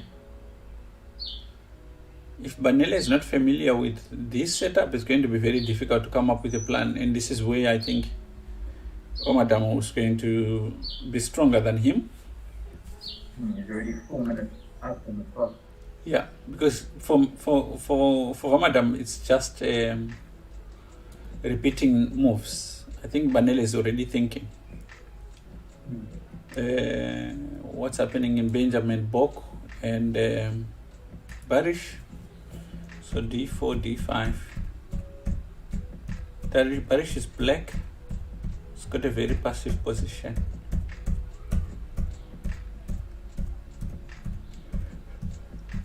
Uh-oh.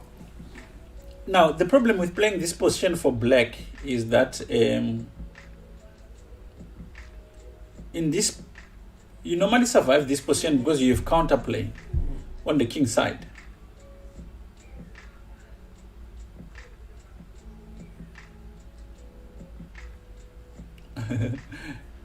Chopin predicts that Nina will win a game.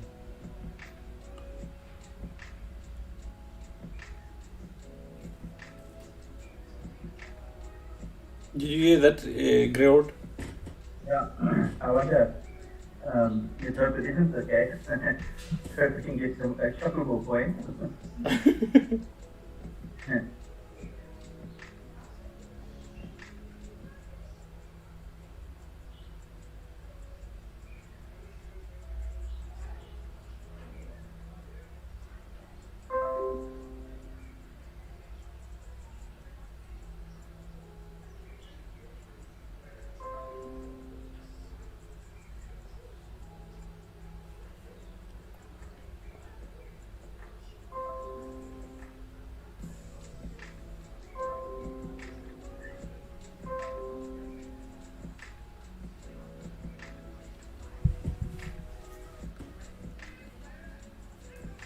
Okay, so in this position, this is a minority attack position. So basically, white wants to play b5 at the right moment, and and go for like either a weakness on c6 by taking on c6 and putting pressure on that square.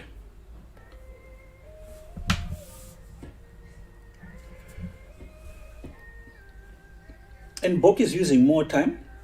One of the strongest suits for Barish is he knows his setups, he knows his openings.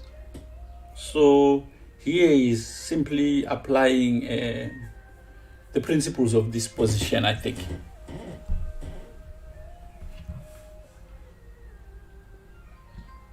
First, do you think that the players would have been able to prepare to some extent against the various opponents in this tournament? I mean, there's been teams obviously are changing here and there, but do you think that the players would have been able to prepare like that?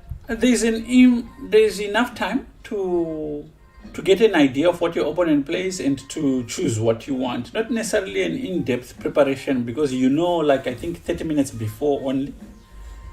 Yeah. And you've got enough. If your computer is there, you're at home, just browse what he plays and you choose your setups, which I think is what happened with Banele and Alex with Max. And Madam, being a much more prepared opponent, could just simply choose what setups he was willing to play. Barry should also pretty much do the same against Benjamin Bok. Yeah. And vice versa.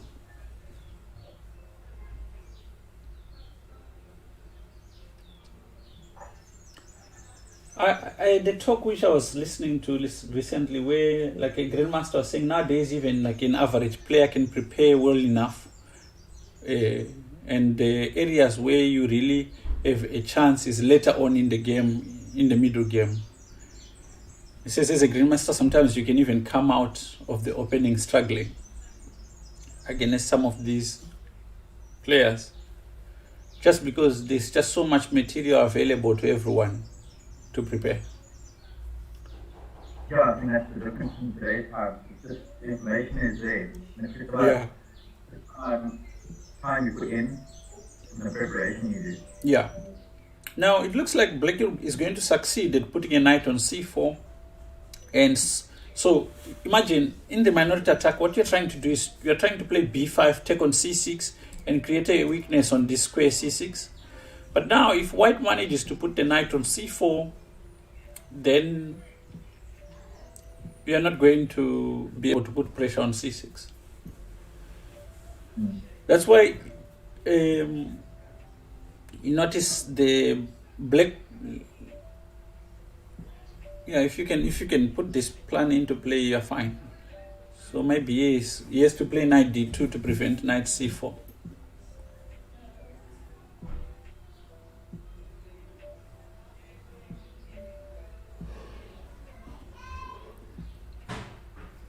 It's very strange that Bok is actually taking a lot of time on this in this position, because there was a popular video that Kasparov made a few years back about these structures. They're called Carlsbad structures. And pretty much every top player in the world has at some point looked at this video, because it's very instructive about these positions.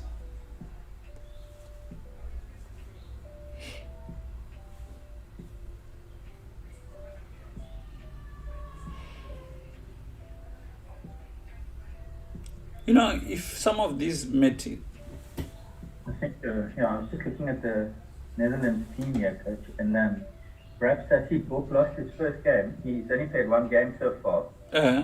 Who did he lose to?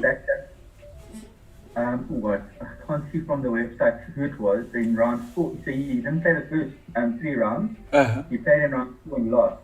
So perhaps that's adding a bit of pressure, as one of the GMs in the team. Exactly, yeah.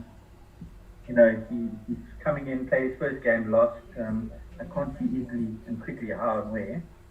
Yeah, those kind of things, I think, play mind games on top players.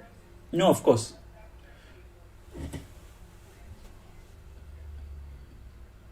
And I suspect the competition in the Netherlands to make this team is insane. Yeah. No, Chopin, I wasn't saying that white is lost. I'm just saying Black has got a good defensive plan. and white has to find ways of neutralizing this defense also. So knight d2 is a move. Yeah, and also I think, you know, like someone like Daniel has been slaying grandmasters for the past few years, so it's not out of the question that you can lose against someone like him. So you have to be extra careful, I think. Yeah.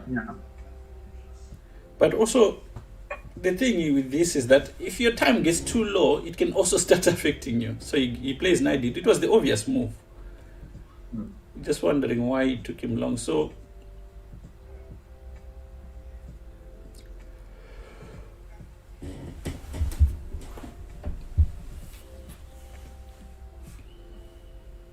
how does black continue here?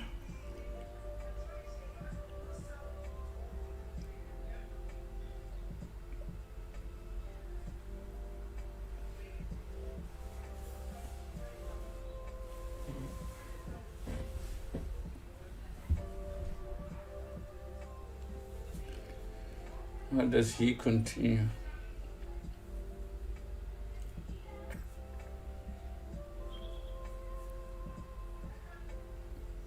So there's a couple of resulting structures. Also, the video I was talking about chopping is a video that Kasparov made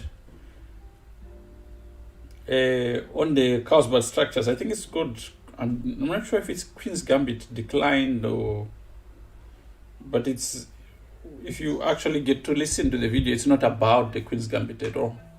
Only it's about the structures that arise and the various defensive ideas. And he does mention this idea of playing a knight to c4 is one of the main ideas. So now, for instance, just to maintain the same theme of trying to place a piece on f5, black could play maybe bishop f5, although after bishop f5, knight f5, a5, the knight can come to c4. So maybe that's why that idea doesn't really work so well.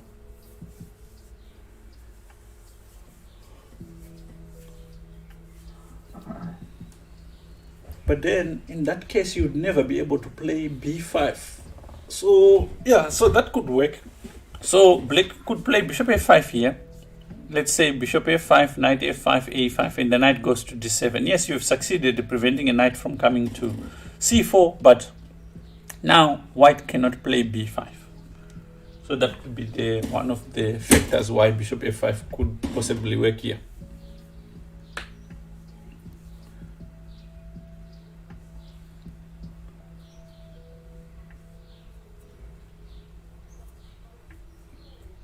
The 15 minutes looks like it's a lot of time, but I'm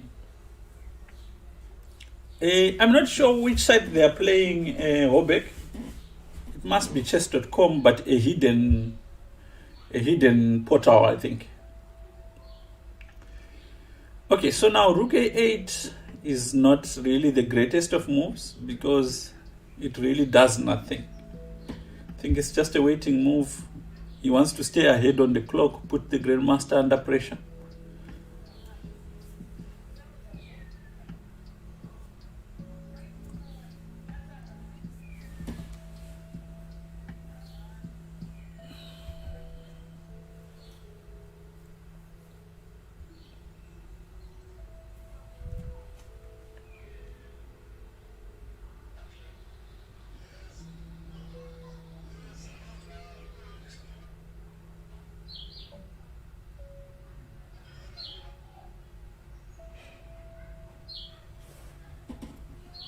You know what's fascinating, Griot? Is 9 out of 10 in a chess game. You are not solving very complex problem. And maybe these critical moments that require like precision and stuff like that happen maybe 3 times or 4 times in a game. Most of the time you're dealing with very minute issues.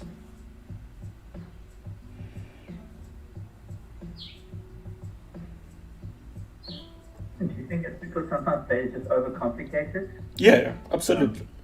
And yeah. Like here he plays a5 and it's a slight mistake because a5 Knight goes to d7, and now you can't carry out the minority attack on the queen side, and that's been your whole plan. Yeah, so now.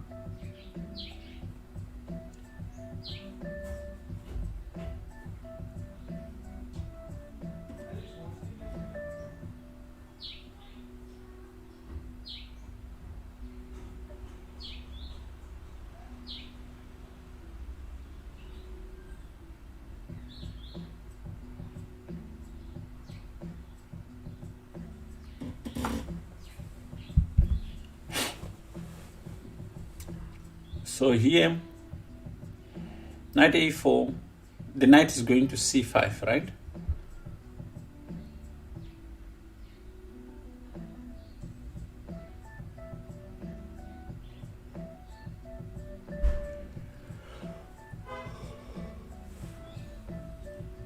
And also, a difficult part about defending is being calm. This is a very passive position to defend. It requires good calm moves. So knight c5, knight c5 can make you panic. So you need to get your stuff in order. So rook f e8 makes sense. I'm just having a look at some of the other games quickly, Coach. I see that King Solomon is down to 30 seconds. His opponent's on 8.5 minutes. Yeah. Pointed one. That's looking tough. And black is clearly better. Yeah. So here's me. I want to get in there. I think that's the point.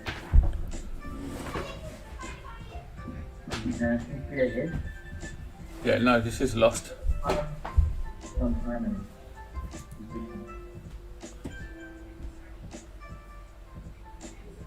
Yeah, so here, instead of passively defending, black lashes out. The knight was defending b7 comfortably. Sorry, which game are you on now? The main game with the Barish Bok game.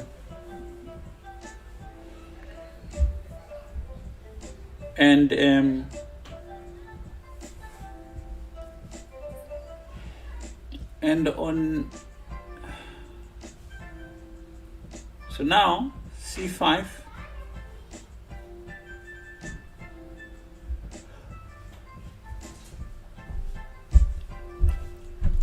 There is economy in defense, in the sense that if your opponent uses a knight in attacking a pawn, right, you must not use a rook to defend that pawn. So if your opponent attacks, let's say, a pawn with a knight, try by all means to defend with a knight.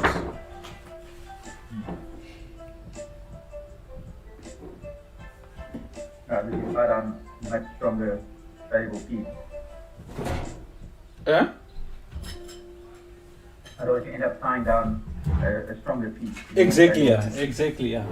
So it's like a economy in defense, right? Now, in this position, so would Coach be thinking of going bishop e8? That's too backward a move. And also, I really want to tempt him to take that bishop. It's not doing anything. But I'll play knight d6 here. Just defending b7.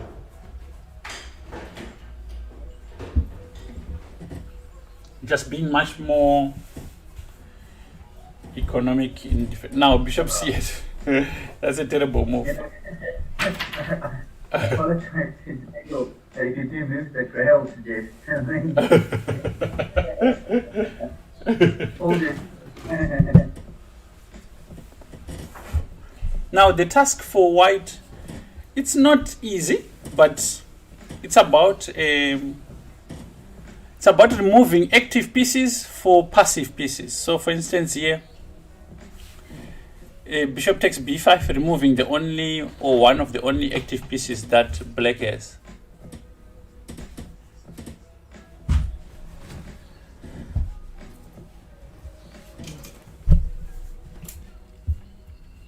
it would be worth actually considering this move.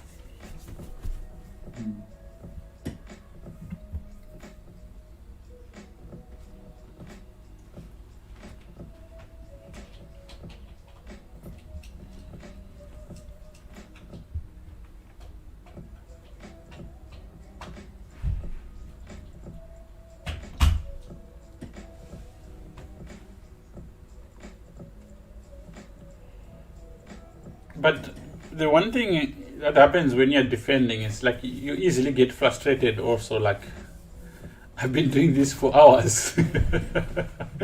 It seems like a long time. So you get fed up with just, dancing to your opponent's tune. And that frustration can cause you to make more mistakes.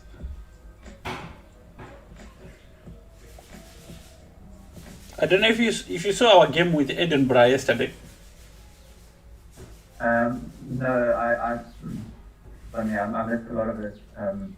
There was a game I played, I think in the second round, where I'm clearly winning. I've got an extra pawn on the outside, and I just need to be patient.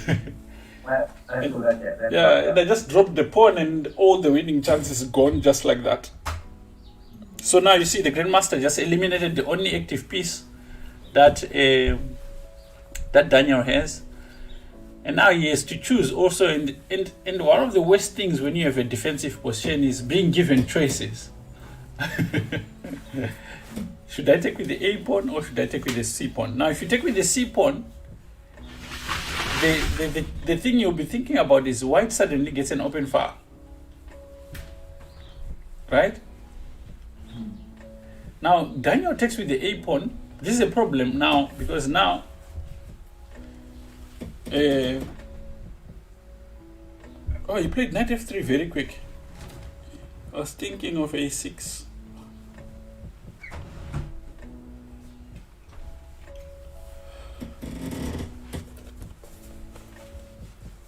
Now the wrong thing, or the problem for black is the bishop cannot leave c8 because it has to protect b7. Now, okay, he figures out he can put this knight on d6 and free up his light squared bishop. But there's other nonsense coming with knight e5.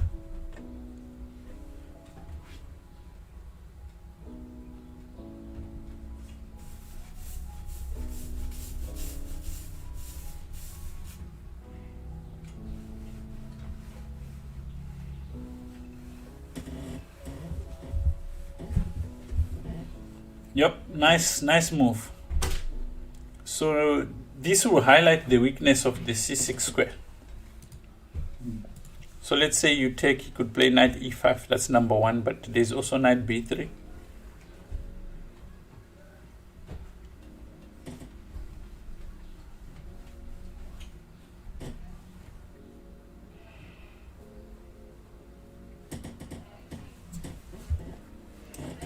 And the problems for black started with the move bishop c8, that backward move.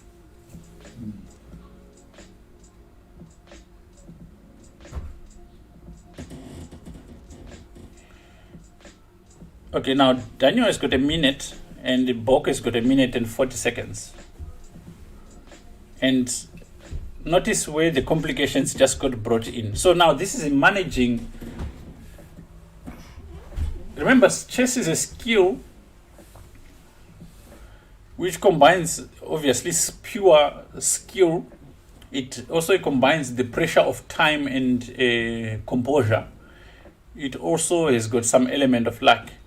But the stronger players, one of the things that they are very good at is to introduce complications when you have no time to think about everything.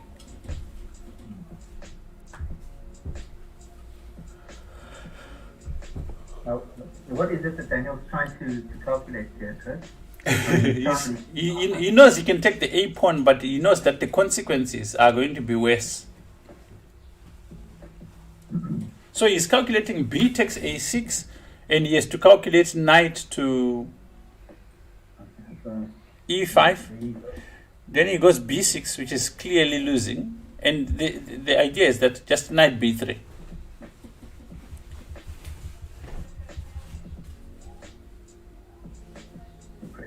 recently. Knight b3, sorry. Okay, or knight d6, but knight b3 I think much more. But the same idea. The pawn on c6 is very weak. Yes, you can take the a pawn, but these pawns are doubled. So knight d6.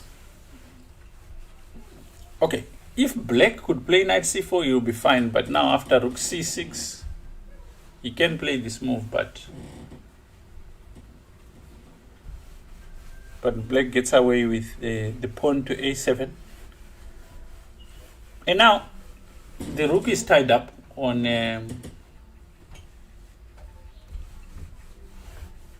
the pawn. Now you need to keep on improving. Knight f4, putting pressure on d5.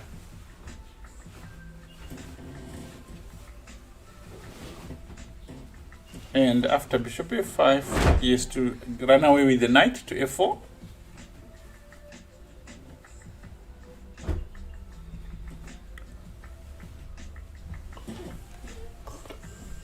One of the things when you, just like most things, when you have time management and that, is that at some point, you know, Daniel, or not Daniel, the state player, and I mean, we all do this, you get to the point where just move, just, you know, you're so far behind. Yeah. You're going to lose on time anyway. Yeah. Obviously, this game is a bit tighter, and there's still moves to be made, and the game is still won. But there does come, I suppose, a point where you've got to just go for it. It's no point. Let's see. I mean, if they're playing on chess.com, we know that when it comes down to time travel, it's slow. Yeah. But here, the black king is getting surrounded. What do you do after knight h5?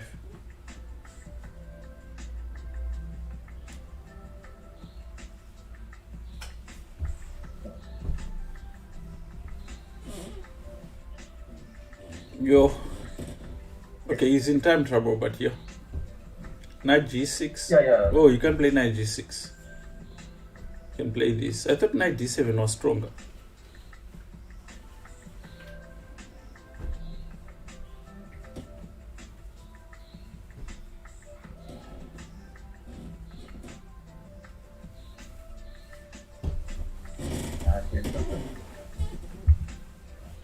Must have resigned. Yeah, he resigned. Okay, so let's see how Team South Africa did. So Barish lost, Mango lost, Michelle Fisher lost, Nina Mare is still playing, Rebecca Saukik lost, Kenny Solomon lost. It looks like it's a draw. There's no way white can win. Oh, no, so they're both sitting on 30 seconds. So. Yeah. But there's an increment, and this position is easy to play. Opposite colored bishops.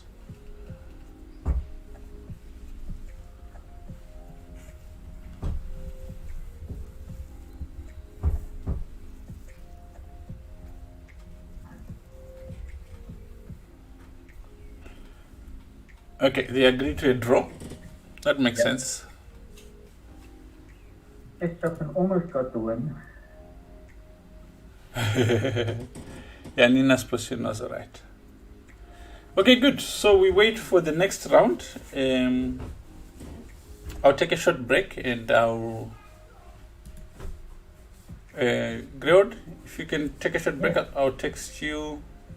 Just want to grab a cup of coffee. No problem. What time's the next round? It's 3. Yeah, 10 past. Okay. Awesome. Good job. Send me a WhatsApp. I'll be ready. Okay, good. Okay, thanks, guys.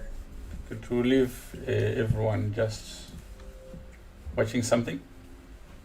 Hanging.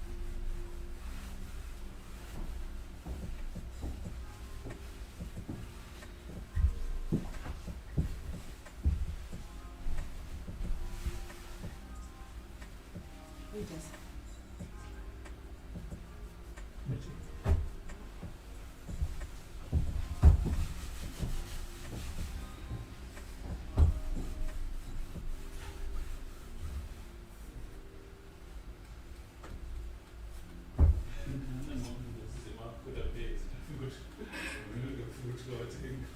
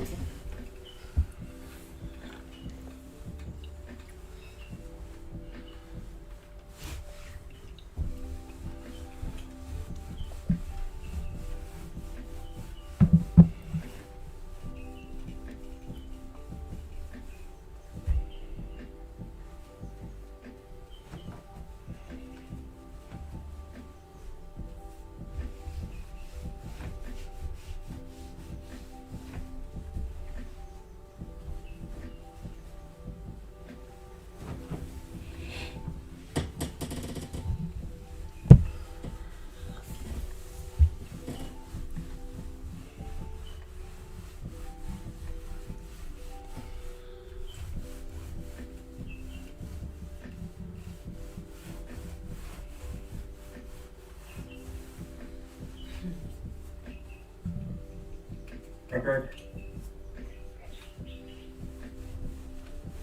Hey, Chris, can you hear me? Yes, hi, how are you? Alright, sorry. Did you just transferring some airtime to some of our kids quickly for the tournament? I almost forgot. Ah,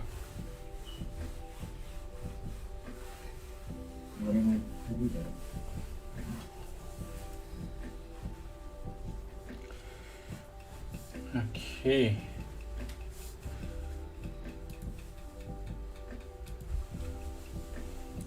I don't know how they decided which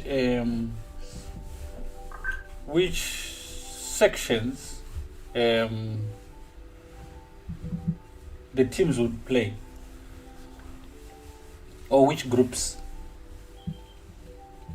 Well, there must have been some sort of a random draw based on ratings, I think. If I remember reading the regulations, I think that's what I saw. Based on what? Online ratings? No, I would think it would be based on the FIDE ratings. Because on their website they show all FIDE ratings. Yeah.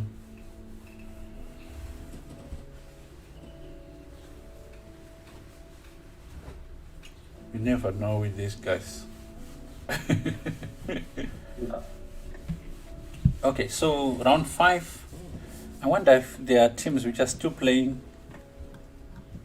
No, it looks like everyone finished their games, right?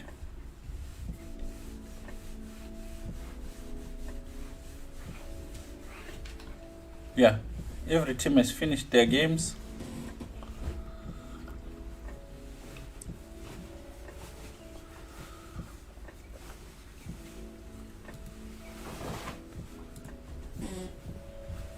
Yeah, I think you know what Banele, what happened to Banele is probably was just put in a position which is uncomfortable. Like this is not his kind of position. But if you look at the resemblance of this setup and the one that Barish played, it's got the same ideas, right? Banele is trying to put this minority attack, and Black manages to put a knight on c4, so you cannot really exploit the weakness of c6, and it's the whole operation on the queen side is shut down. And instead Black is the one who's coming through on that side. Yeah. It's very nice when a player demonstrates understanding like this. Yeah.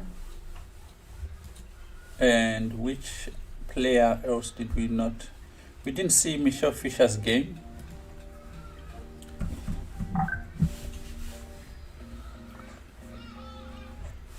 She was hoping to surprise the opponent with this line.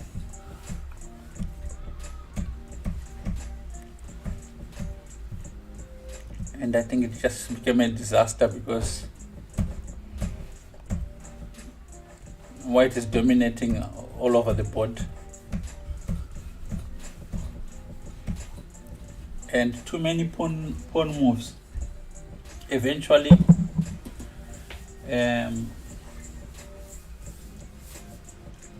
you have to put that king somewhere safe, and there's nowhere safe on the board here.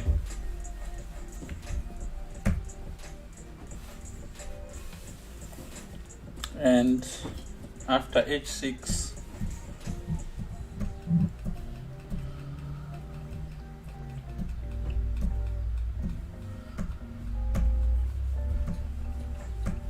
check.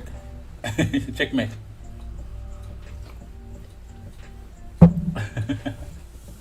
Very nice.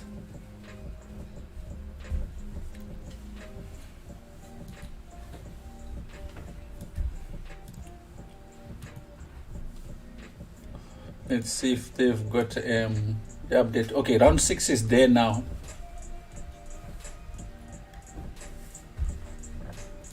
Take a look.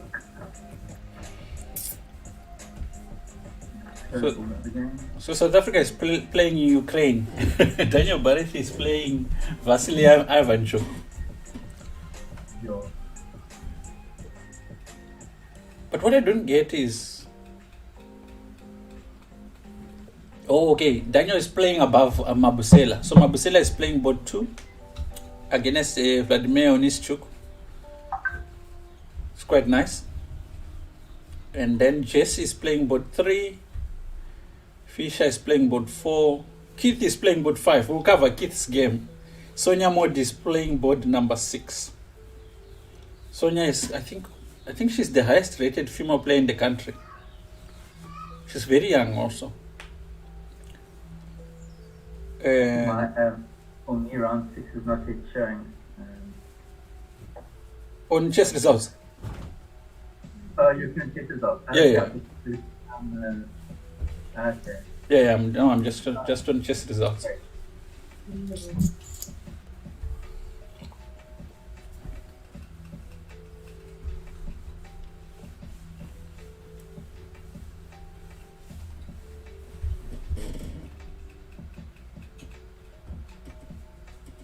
Oh, who is the highest rated in female player in South Africa? Shopping, since you know more about South Africa. I know I've got the latest ratings on the Chess Hub. Uh-huh. Latest on up. Let me just go there quickly.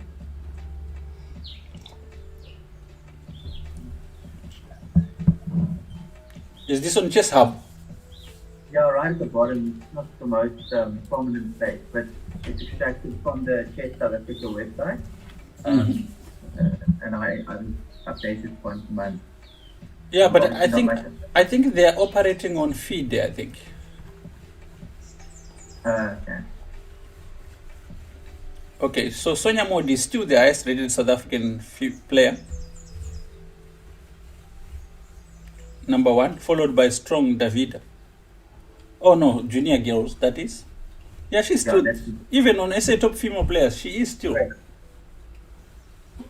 Melissa Greef. Melissa, I don't think is active. That's why she's not on this list. She hasn't played in the last few years. Yeah. I think on the Chess website there's like a requirement for you to make this list at the bottom. Even on the FIDE one. They just don't, Okay. if you don't play in a certain amount of time.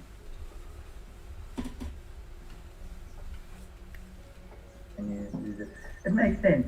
I know on the Chester ratings, the longer they go, the older your ratings become, the less they weigh on your rating.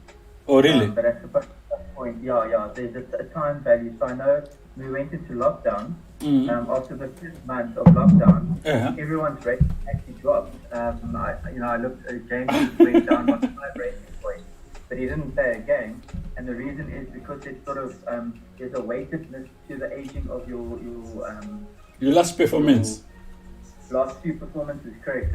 So the longer you go, but the reality is I think it drops by like a few rating points a month. So you could still, not play in 10 years and still only drop maybe 20 or 30 rating points. So, it's 20 months and drop just a few rating points.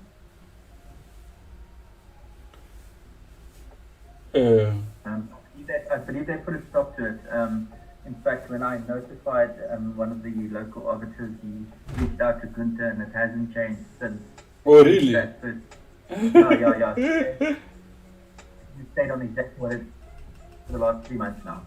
Whereas the first month, I think the month of March, when did you guys stop down? At the end of April. Everything dropped down by a little bit. And then when I spoke to Milan Steenkamp, and then he reached out to Gunther, and I think they put a stop to it. Sort of froze the rating. But again, it's just one of those things. It's all just mathematically driven. There's a calculator that works it out, and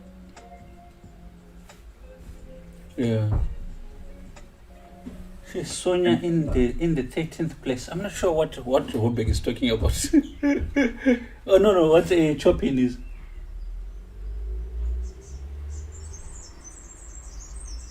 Yes, they are around the same. They are around the same band. Oh, it makes sense, I guess. Yeah, like you can only grow to the size of the pond you are playing in, I guess.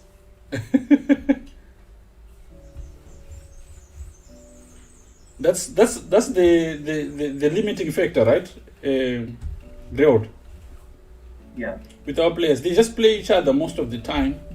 So how do they gain? That's really the problem. Correct. And I think that's just the overall issue that we'll have in South Africa is that we don't get players coming to us to play local tournaments. Yeah. And as a result, it's just never going to happen. I personally think, and look, I'm by no means understand these things, and there's a lot of things happening in chess at the moment.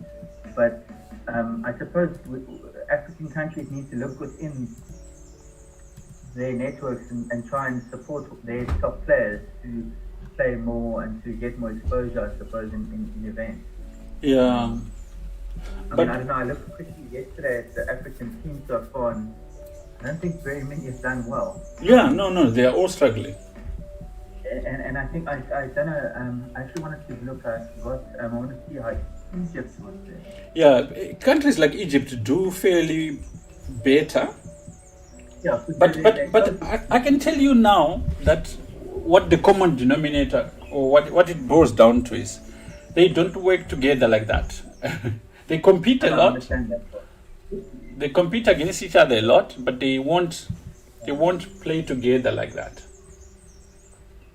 Which is sad because in the end, by doing that, it's going to benefit their top players. You know, Yeah.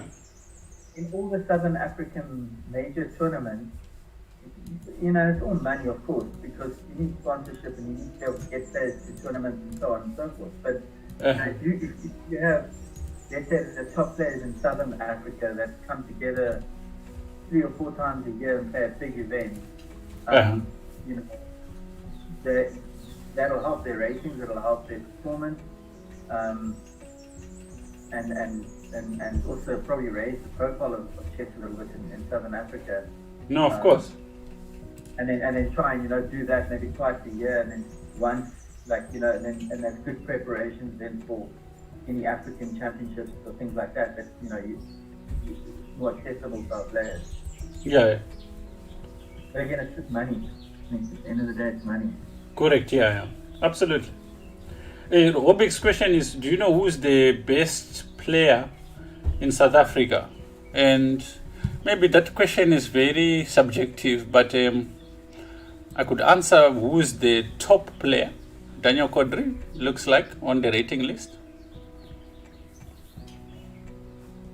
Let's say top players.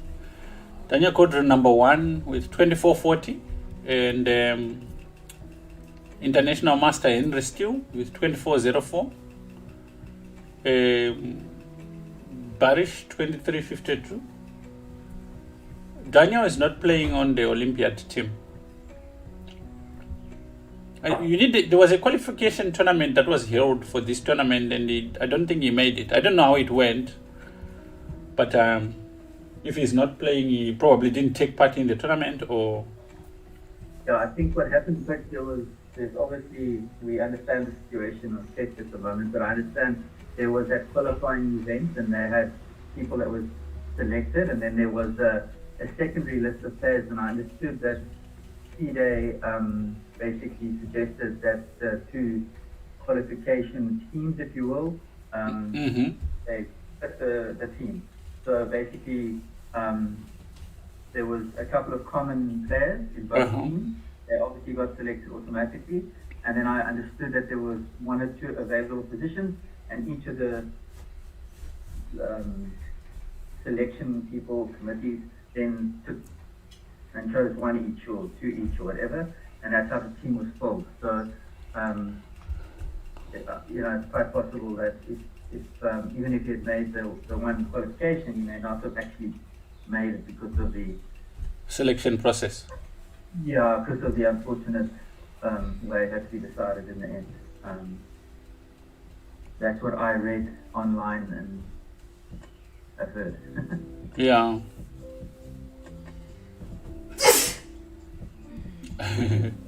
Chopin, how would you be selected? They are not choosing. They are not choosing from leeches.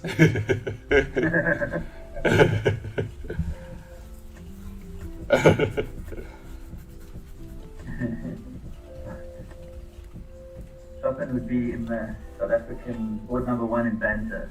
Exactly. Were you invited?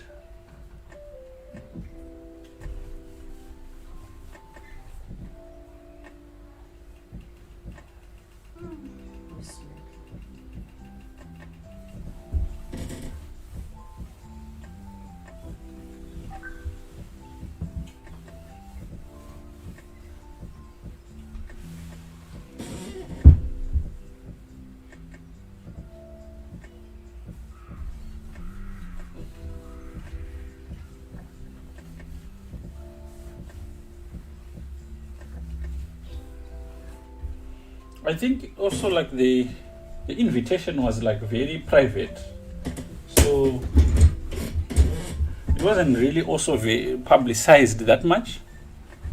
Yeah. Look, I think the current political situation in South Africa is contributing factor Yeah. in the end. And yeah, not much more one can say about it, to be honest. Other than one has to just hope that it will be resolved in time. Yeah, it's interesting. Whilst we're here on the Chesa website. Oh, no, I wasn't on the Chesa website. Let's just go there whilst we wait for the next round. I haven't looked at the ratings for the kids and how they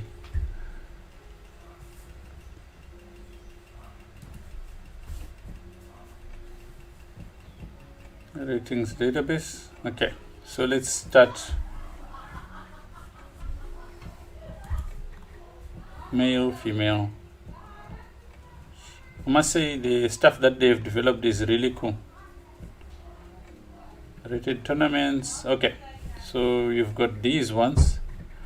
Top juniors. Don't they have okay, so the ratings according to age?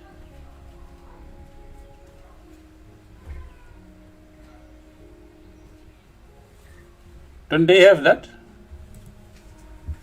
Yeah. So I think let me just go there. If you go to Okay, I saw the Grand Prix. yeah. So if you go to ratings and you go to top rated players, I think. Yeah. And then you click on the gender, male, female, and the age group and what regions, and you just search, and then. Okay, male. Let's start with under 10. I'm curious where chess is lying. All regions. Obviously, Chopin has not played chess. That's why he's hopeful of getting into the South African team. Chess is number 5. Okay, nice. Yeah. And he's the number 1 Western Province there. And Shapiro is number 8. They started playing chess together, and yeah, I saw your post not so long ago. Yeah. You need to keep that for his training first, so when he becomes a grandmaster, don't put that on the wall. Exactly. Yeah. But yeah, Grand Prix. Okay, so we go live in 5 minutes, and it will be the last round for South Africa today.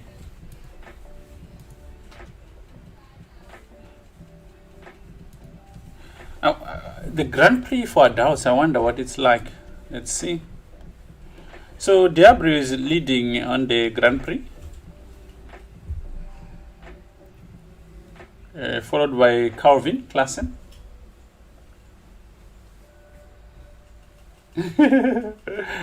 World record for eating chocolate. Klassen, followed by Keith Kumalo. Yeah, followed by.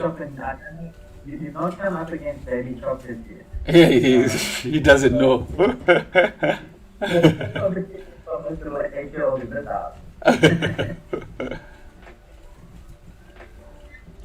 Did you meet the demands that she put up recently, Greyhound?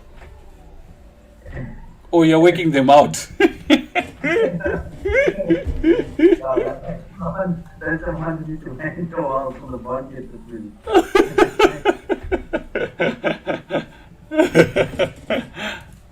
Kids. So she was saying we have a spare laptop which she was using in a tournament. She played in a tournament and it's a bit slow and not the greatest. And he blundered. I think I don't even know if it was a mark in this case or just a blunder. And he threatened us with never playing chess ever again until she gets a new laptop. And the new laptop must be able to stream and do this and do that. So we were given an ultimatum. Yeah, you need to recognize. Yeah, thank you, miss. She continued, otherwise I'd be out of pocket 50,000 to 40,000. And this morning, Seamus was quite cute. in her tournament, they were commenting on it, and as she was going, then they were saying, "Oh no, it's not baby chocolates anymore. It has to be Swiss baby chocolate." The way she was playing.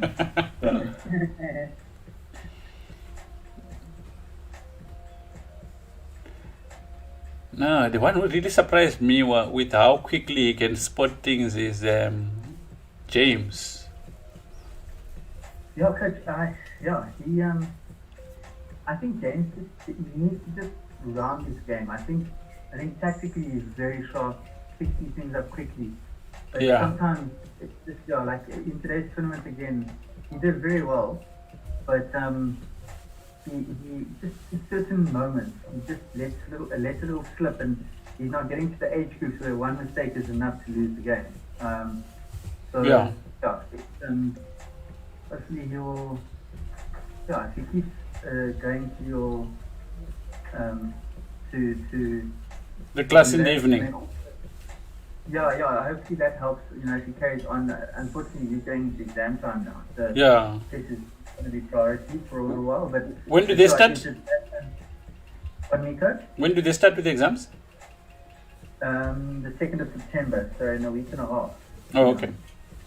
Yeah, but I think also the other thing with James, he needs to also just learn a bit of big match temperament. Like today, I think that played a bit of a role in the game he lost.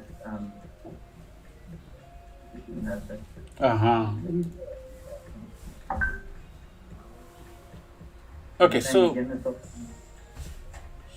in the game today, the one we are about to get into, Barish is outranked by almost 500 points against Ivanchuk. I mean, Ivanchuk is a super grandmaster. And Onischuk has been a strong grandmaster for years. In fact, I thought he was based in the US, because for a while he played for the US team, I think. And he outranks Mabusela with also over 500 points. Maybe less, yeah.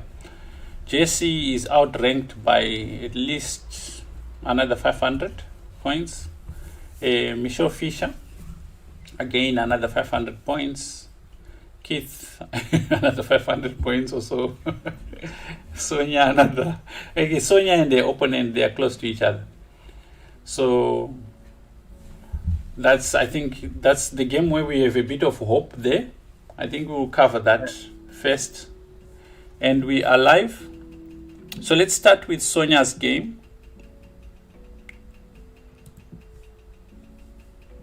And we are underway.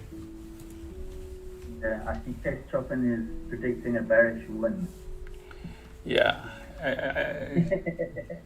That's the side effects of having too much chocolate. The world is giddy to him right now.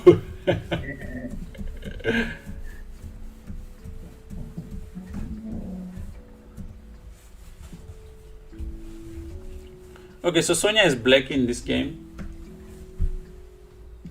And they're playing fairly fast.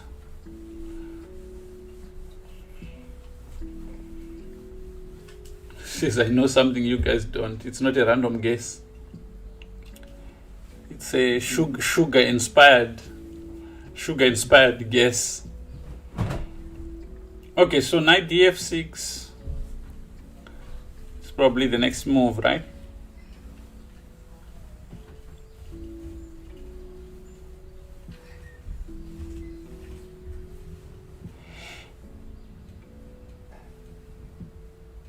Now,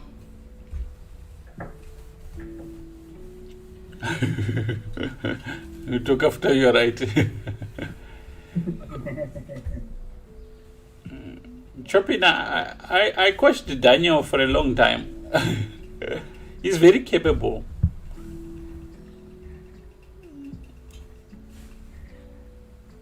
Welcome back, Greod. We missed your picture here. I actually forgot to as well. Something to look pretty for nothing.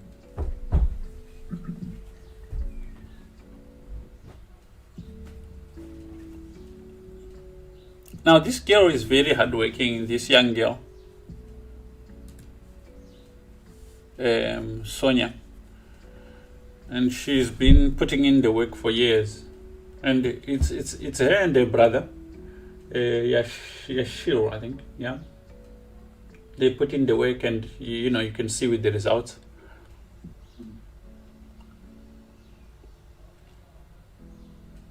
Yeah, I think it's good for the youngsters to see players that are also hardworking doing well. Yeah.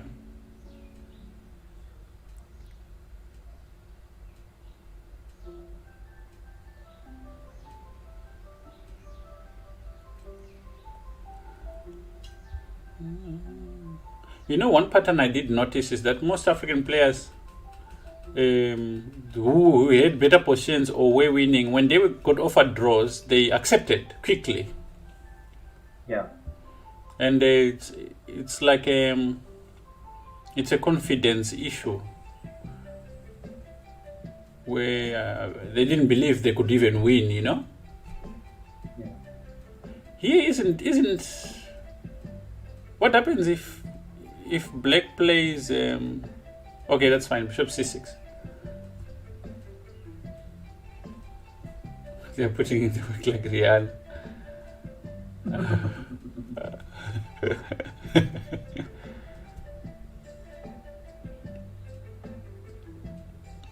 So white has to be very careful that he doesn't get saddled with that backward pawn on the c file, so he has to get rid of it as quickly as he can. I'm not sure if it's before castling or after castling, but he has to play c4, maybe sooner rather than later.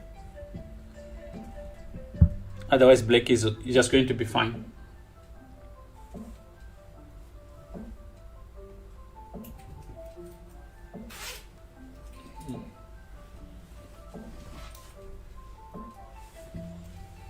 You know, Greg, when it comes to chess players, they exist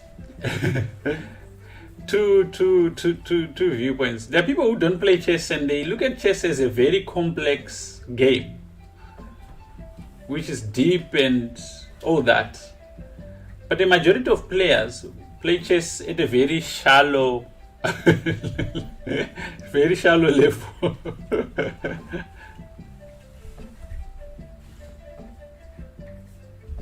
I think we lost Greywood.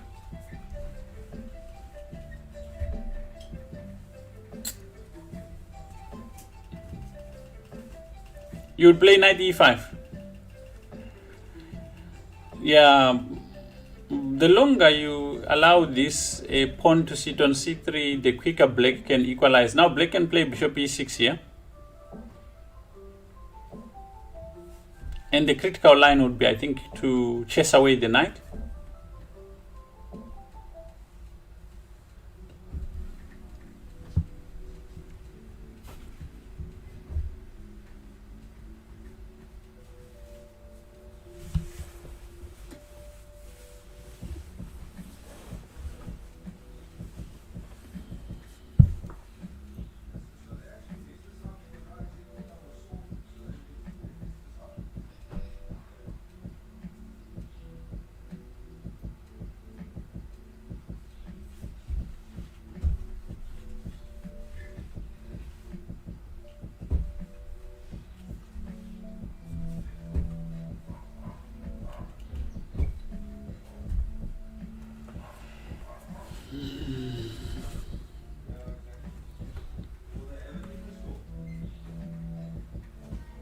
Yeah, bishop e6 chopping makes sense.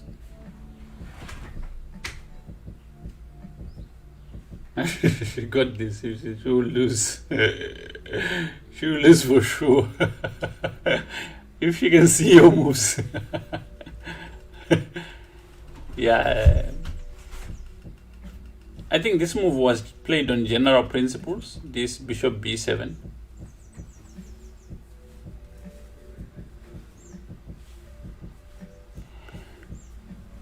Now your f3, knight d6. Then how do you proceed there?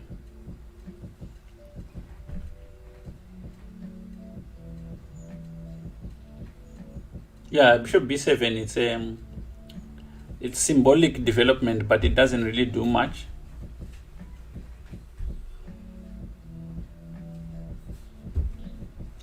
Bishop e2. I mean, so she played knight e5 to play bishop e2.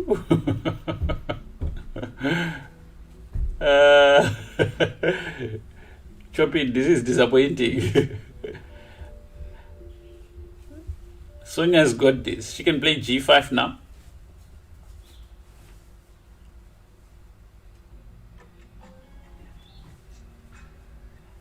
She doesn't want knight this to come with the tempo, so she loses the tempo herself.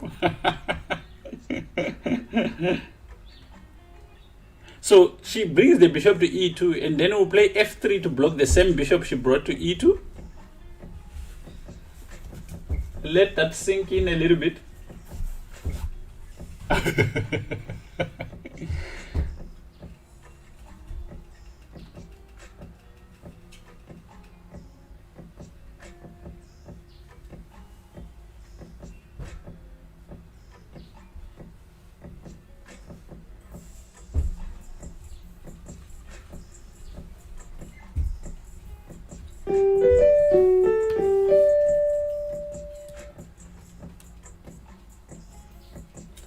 Looks like Greyhound is coming in.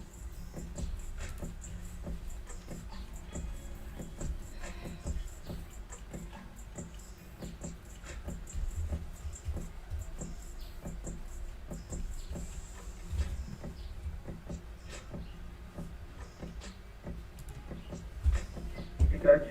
Hey, welcome. Sorry. That's okay. That's okay. Every now and again we need to restart the router. Is it a normal thing? It happens, sometimes we'll go weeks without it, and then other days it happens 2-3 times a day. I've been having the same issue whenever we have load shedding. Okay, yeah, normally after load shedding I restart, I switch it off and on again, just to be safe, yeah. Am I looking at the right thing?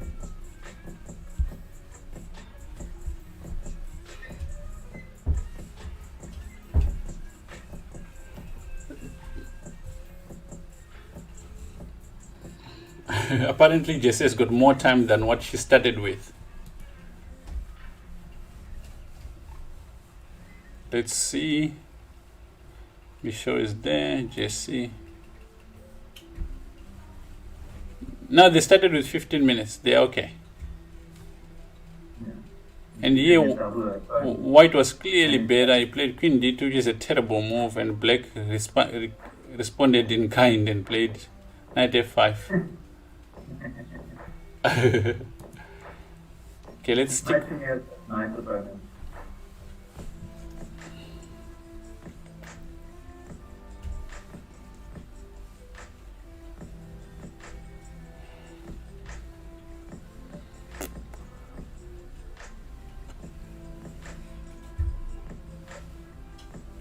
This opponent, the player that is playing white, has been following Chopin's moves.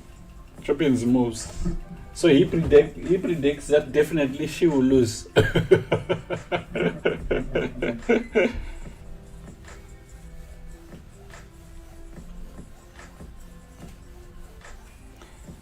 Now the moves that white has to play are very uncomfortable here.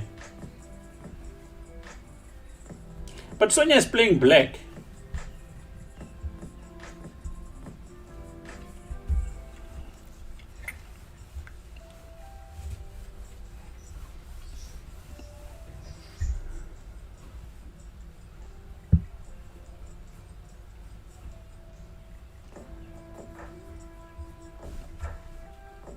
It's the Ukrainian player who's playing like you.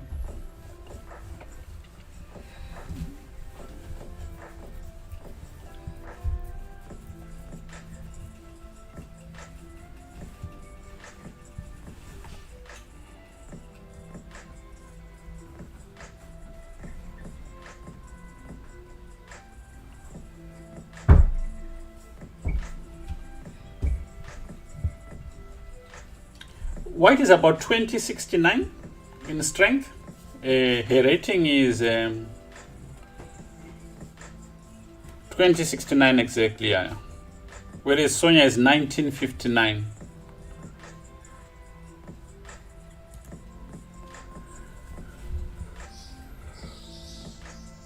But African players, I think, are underrated a lot because they don't play enough. So those ratings don't really reflect their true strength.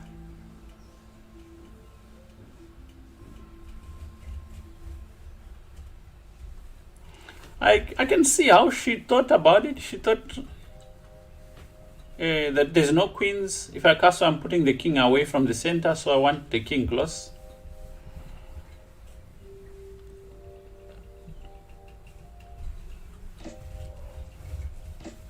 But yes, it does bring concern that she's playing at your level. And I'm sure the coach will be like, "You're playing like Choppy now. How can you do this?"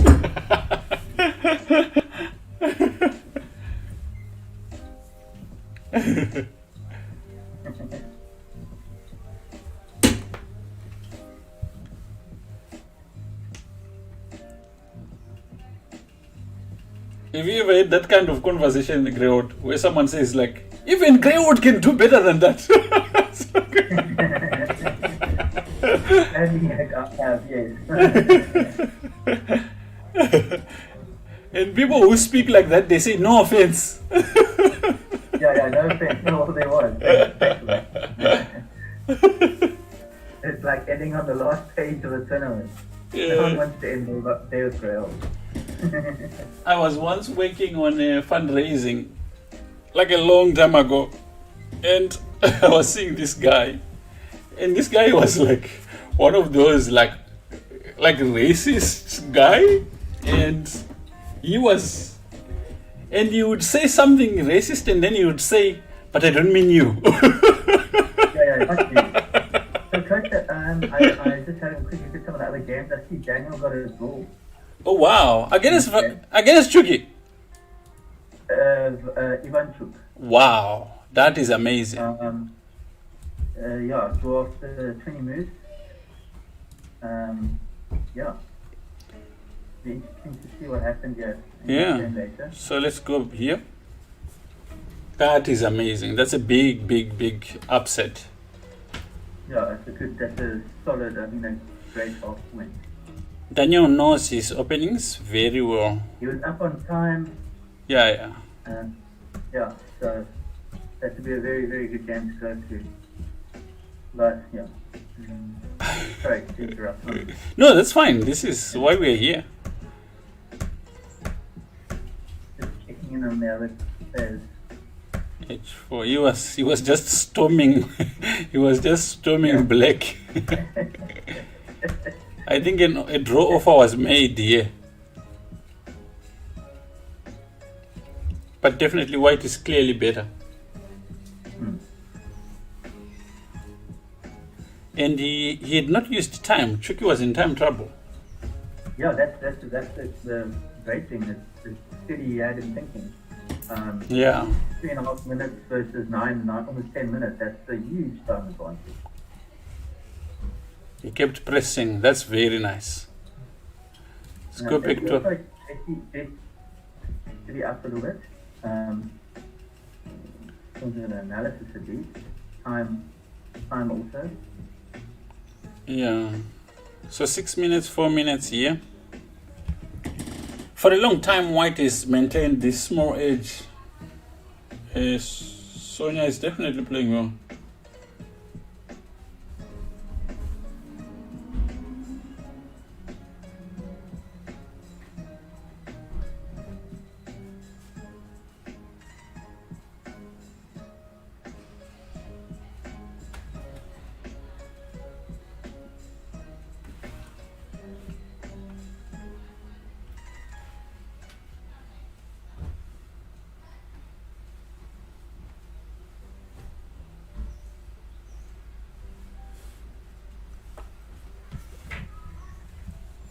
That is a huge result for Daniel. Yeah, awesome. Chopin is upset that he took that draw. His advantage is not huge. The time is good. I guess it's with Yeah, that it's a tricky rating. one. Yeah, with that rating difference, I think he was just happy. I can understand these decisions, and I know their shortcomings, but part of chess is being able to decide, right, and making these tough decisions. Yeah, in the middle of a match. Exactly. You know, no matter how you look at it, it's not an easy thing. Yeah. And what makes it even harder in this tournament, right? So in team tournaments in chess, you can go and speak to your captain and say, I've been offered a draw, da da da da. Or can I offer a draw? You're allowed to do that. But on online chess now, I don't think you can do that.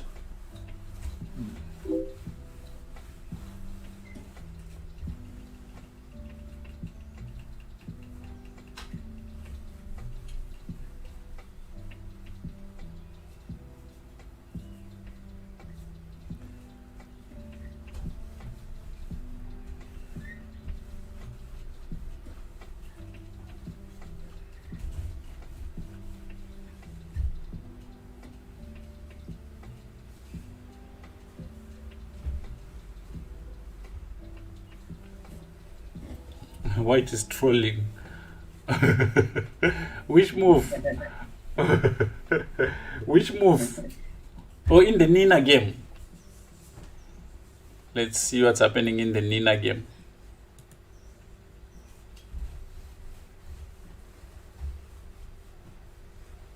But Nina is not playing, right? Oh, in the Sonia game.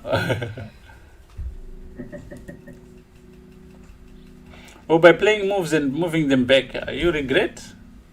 Because it looks like step by step, White's moves are becoming, Black's moves are becoming easier. Now, I think he can play b5 and slowly.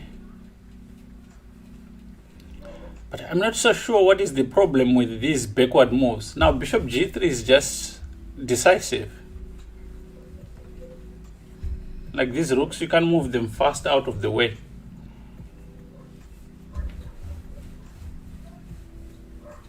Just a waste.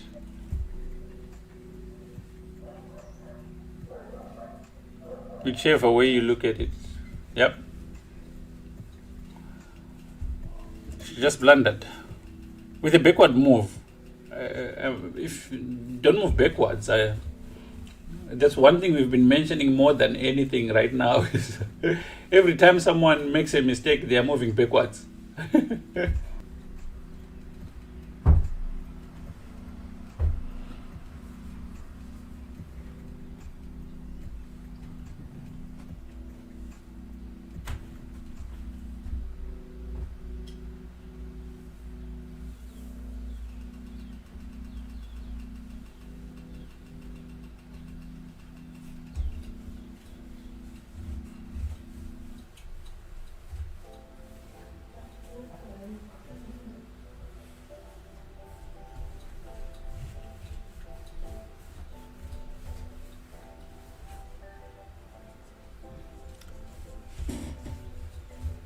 Yep. Now she's going to think here, but it's already.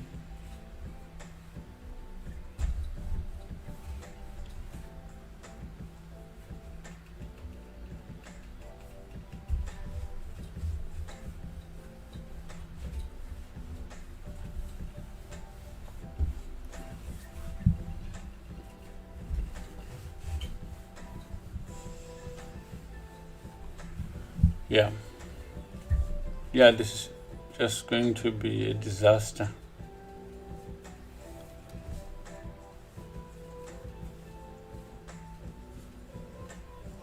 Yeah, the rook on. A back move, just Huh? smartly. A backward move, using it smart again. Yep.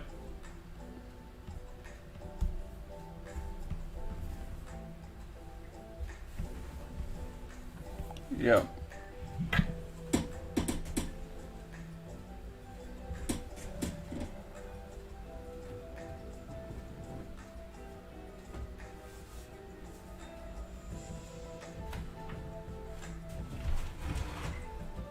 I see some other games also looking quite interesting.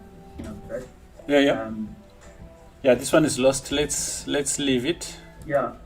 If I look at the Mabusela game, he's up on time. Quite a high position. The next one is Chuk. Oh yeah, in the French, Mabusela he's been playing the same opening for years, and in this he went.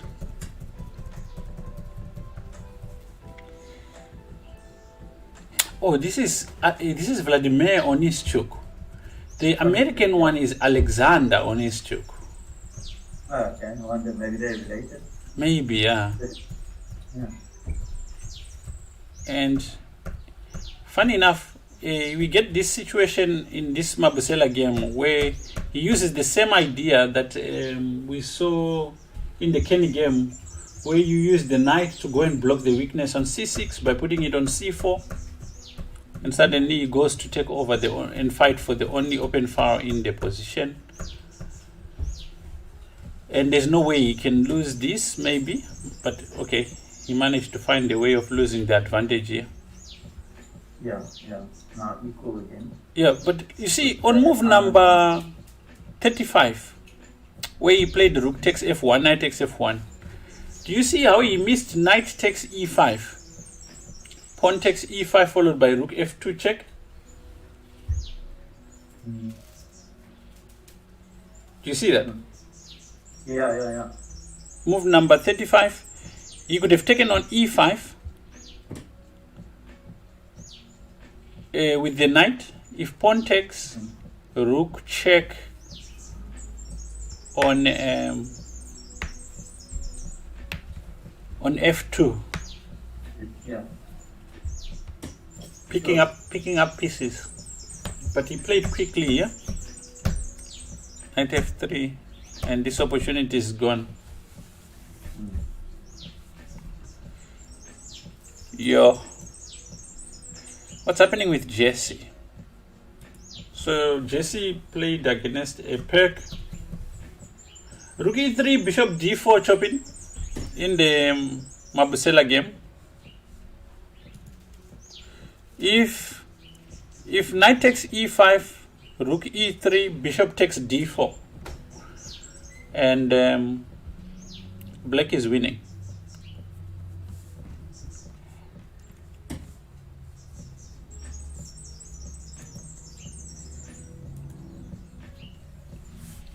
And in the Jesse game, okay, so they played this pick.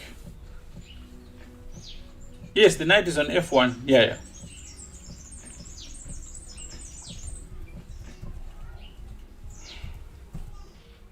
Yeah, Jesse's got a good position here.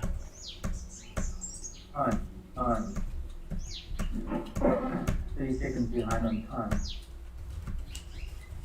Let's see. Ooh, the time is bad, eh?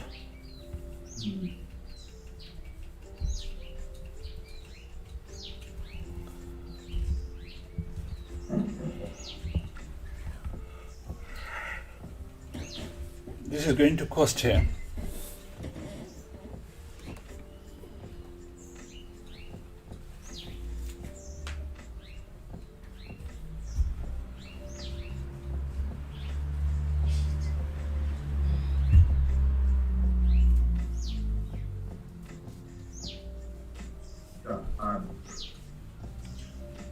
Ooh.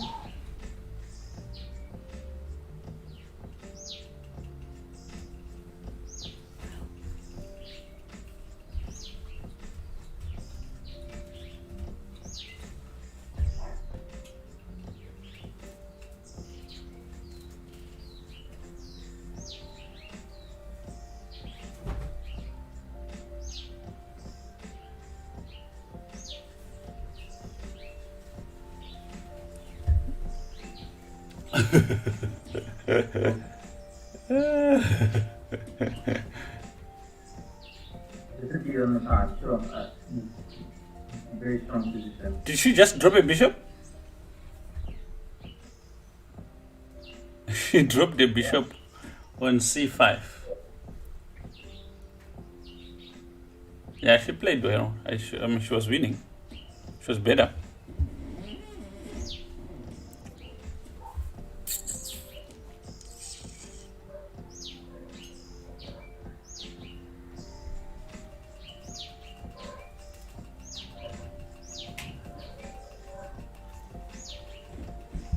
It is just lost. Can you believe it? So Sonia is still in there, but white is clearly better now. She dropped a piece. Didn't we have Keith somewhere? Keith is someone we haven't looked at in a while.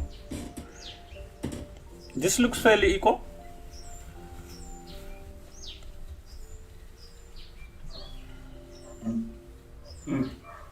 He's got a little bit of time advantage, so. Yeah, he might. You could even go as far as saying he's better in these kind of setups if he's got some time. He's not going to lose on time. No. And keep yeah. The faster, the better. Yeah, that man is insane.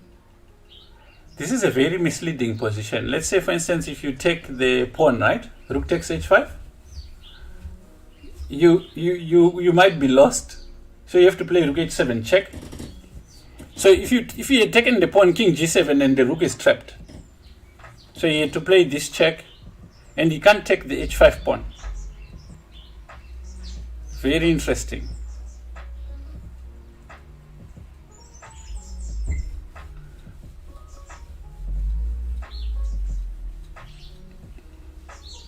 This is much easier for black to play for sure. Because these pawns on the queen side, on the king side, can be picked up one by one.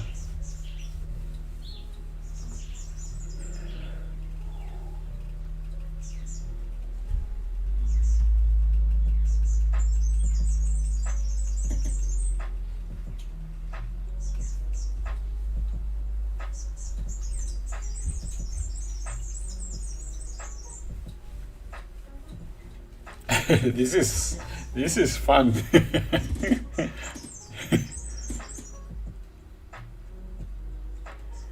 Yeah, he has to go for the h4 pawn now, like rook h2. But he's scared of commitment.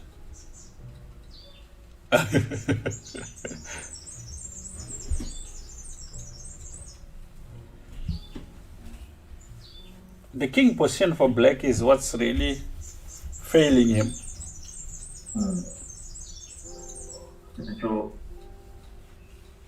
Okay, what was the rating difference between Keith and his opponent?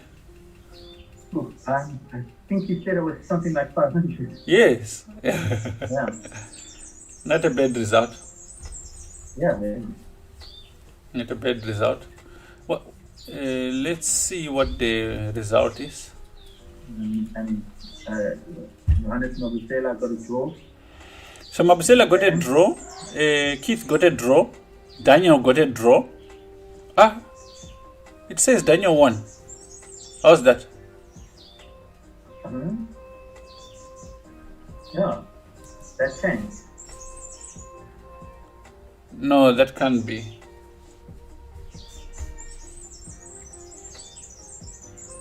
Daniel won.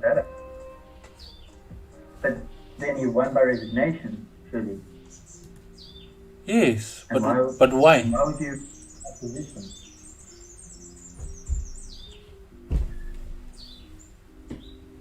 I mean, there's still plenty to say in this game. If you were. I feel that there are bookies on this chart, like Chopin. There could be some external influence. And he's got his result. He guessed across 6 boards the correct results. Even when you're cheating, you have to pretend like.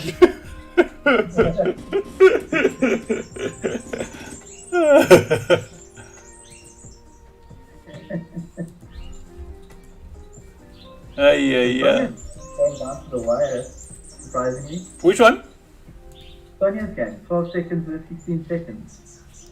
Yeah, but Here it comes now. check. The problem is the next move for White to win material by force. By force. Yeah, that one, mate.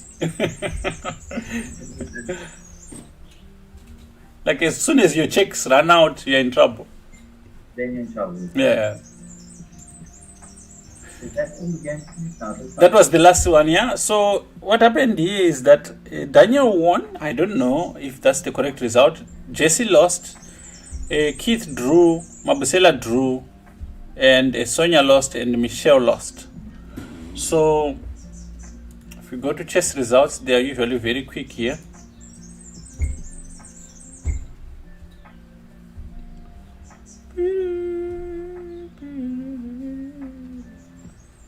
Okay.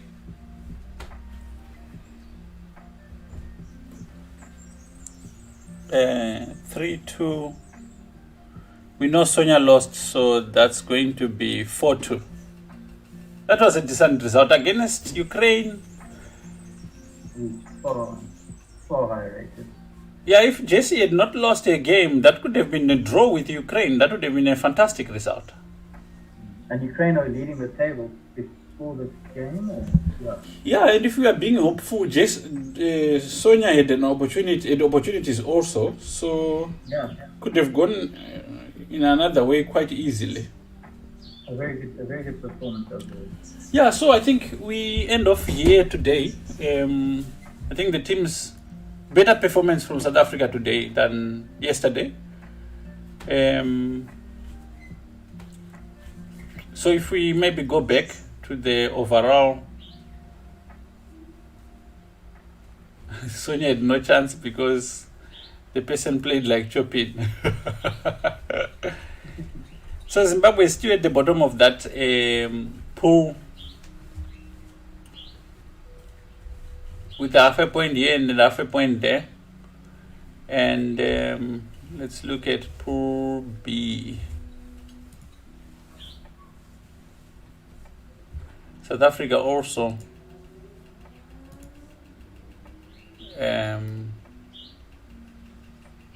still at the bottom of that particular group.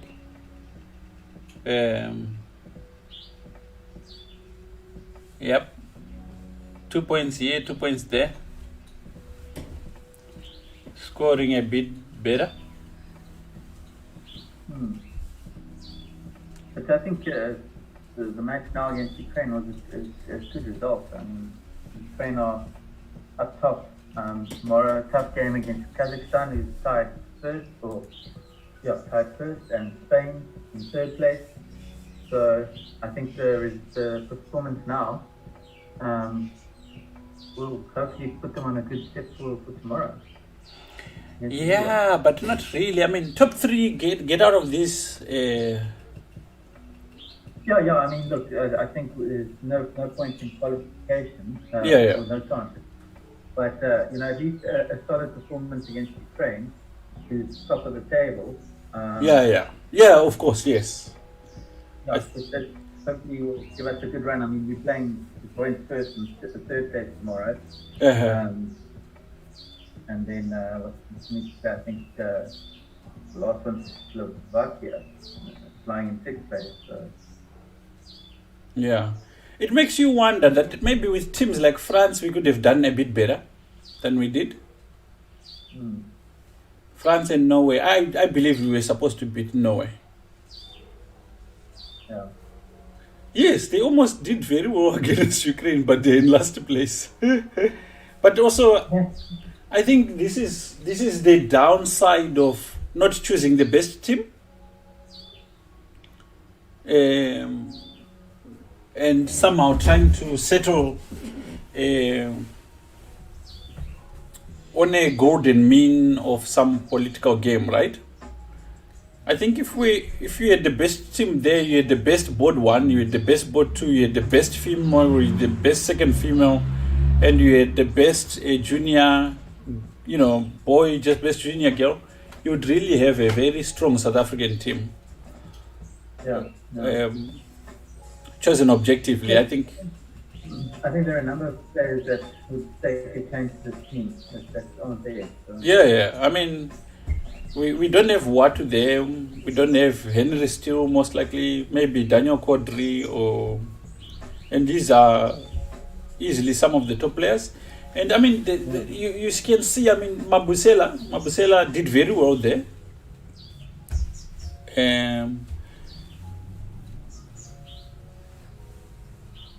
They don't have Luigi Gil.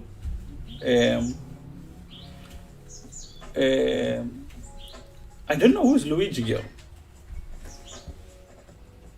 Who's Luigi? Luigi 1957. Somebody's in the track there.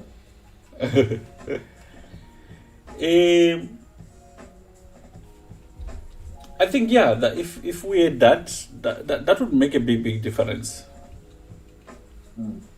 And then you mentioned something about African teams somehow pulling together because all of them are really struggling. What would you suggest, Greod?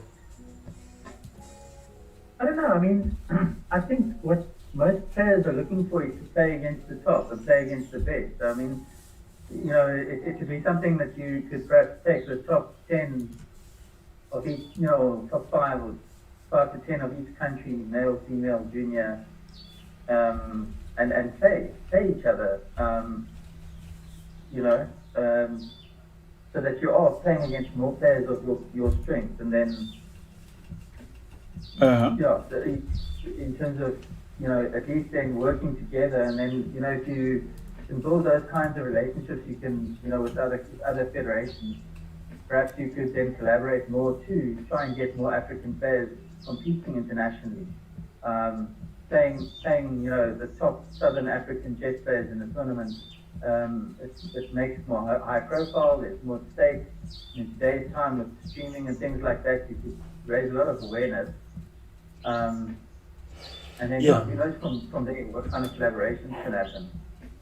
I think that will not happen with federations as such, but I think there's room for it to happen. The United States. The chess in the US is getting better because there's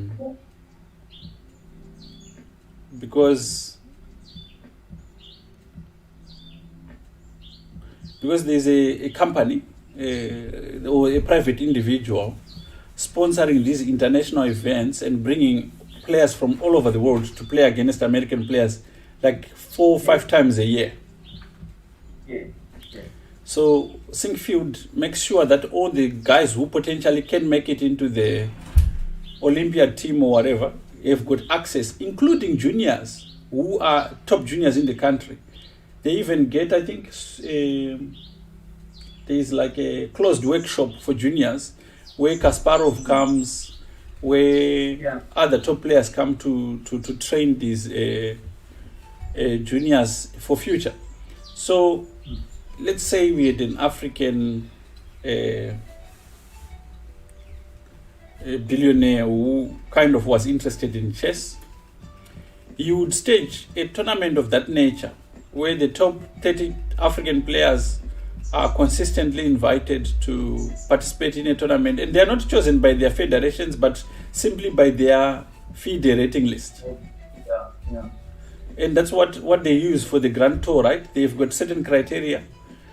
And just get the opinion out of the way. I think events like that would really make a huge impact. You could divide Africa into 4 divisions and all the zones that already exist, and then I think you said it. The way you started your thing is a billionaire.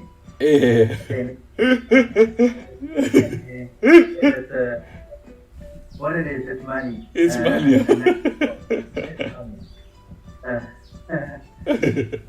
And the thing is, like, even a billionaire, he wants to see something in return. And I think that's where people need to work together to be able to do that, whether it's in terms of putting the event together. I think that's the other thing is in America, chess is it's getting a lot of airtime. It's the players of the top players and the administrators are working together. Yeah, yeah. to build this brand of chess in America. I think that plays a big role. Um, but yeah, I suppose we in Africa need Oh, to strive for that. now, on another area which seems like a lot is happening, but not really anything is happening, is junior chess. Uh,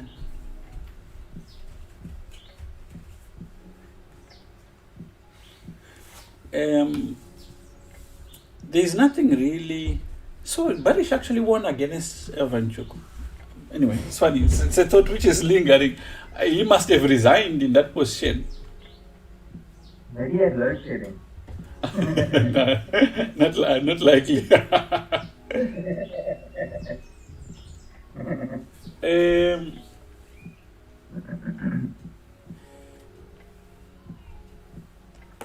Yeah, junior chess. I think that's one area.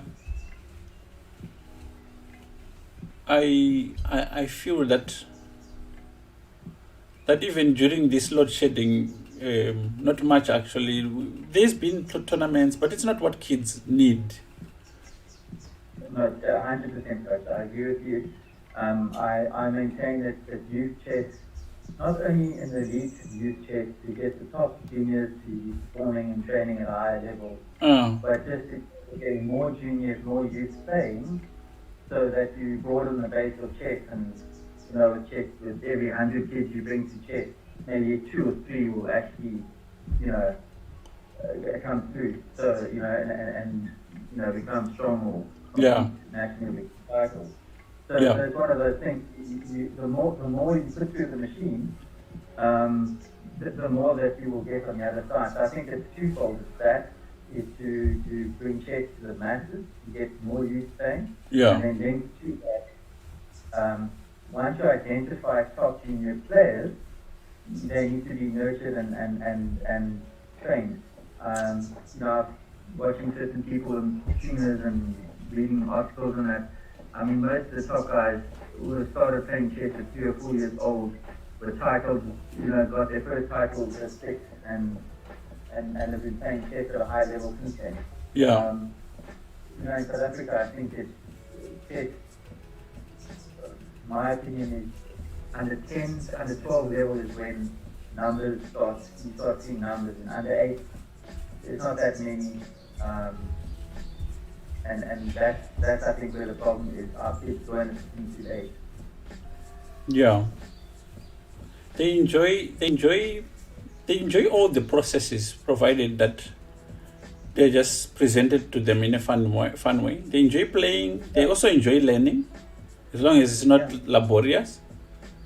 Yeah. And they're willing, especially at that age. They're willing. I was watching that stream of one of the kids that we raided the other night on, I can't remember. Where's that kid from Russia?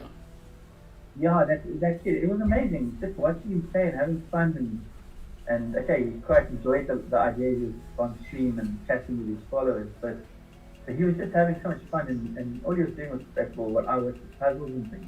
Yeah, Peshka, that kid Peshka was from Ukraine. Amazing. Yeah. Talent. It was, he is quite something. Actually, after we raided him, I went to sit with Chase and follow and watch him. And it's easy for him. Yeah. But again, I think if you read his bio, he's been playing and performing at a high level for a long time. Yeah. In countries in Europe, kids are aspiring to become a grandmaster at the age of 15, 16. Yeah. I think in South Africa, I should hope that we have to that. You just got tired thinking about it. Yeah. And that's a testament to what needs, what needs to happen. It's a different scenario here in the south of Africa.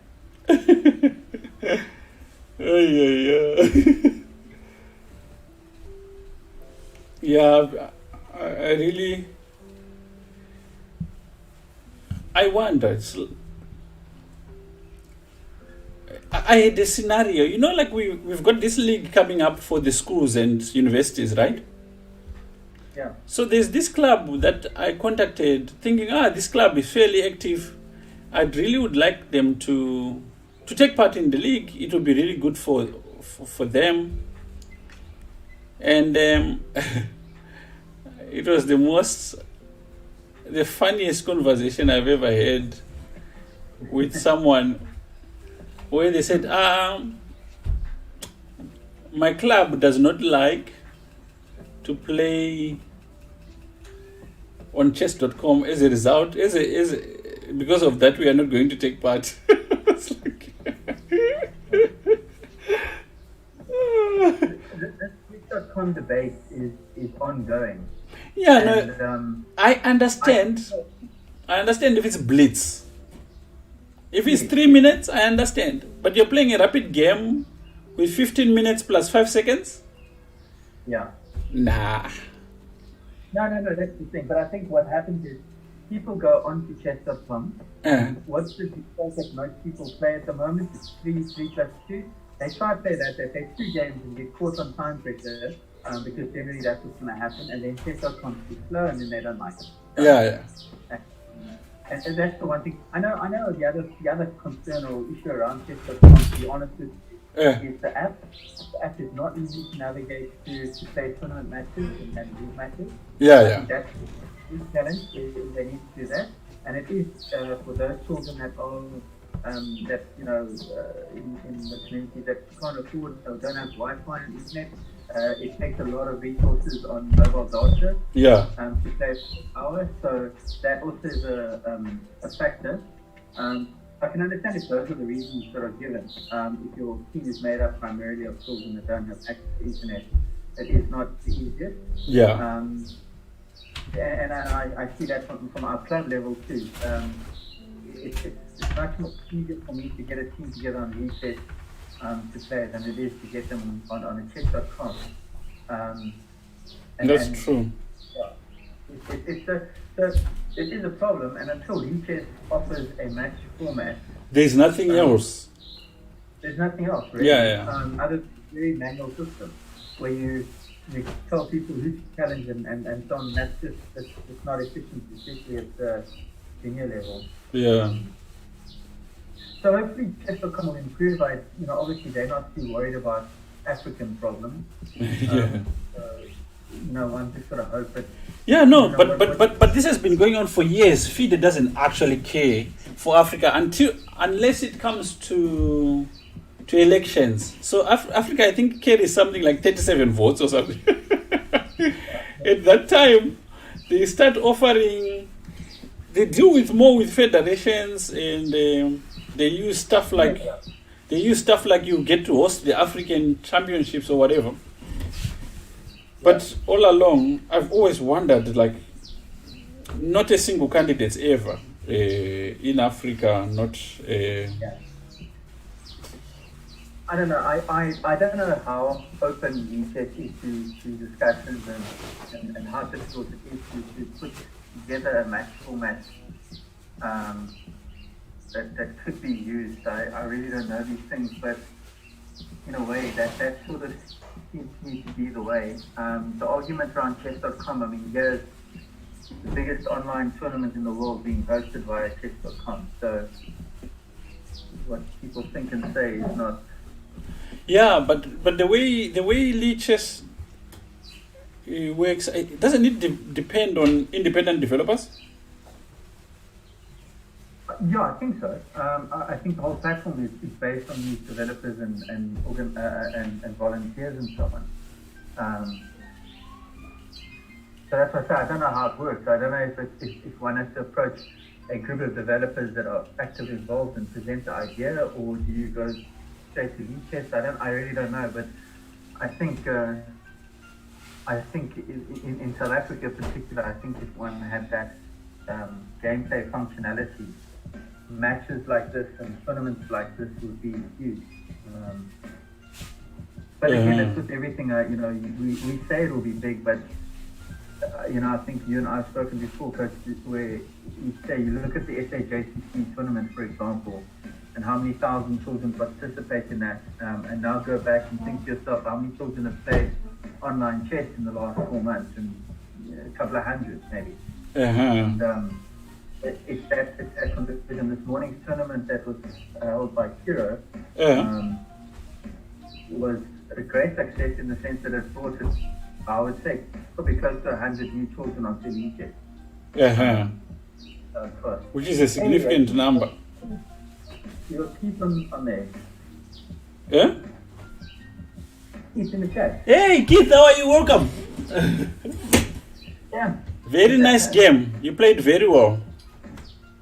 Awesome. Was it yesterday when he was winning? I think. Yeah, yesterday he was winning. Well played. I think he did very well. Yeah.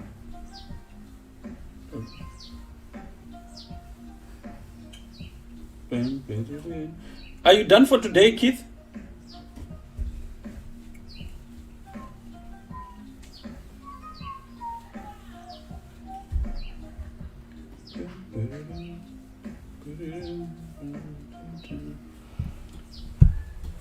Yeah, you missed night B. Yeah. I don't know if you saw. Yeah, you missed night B 3 times.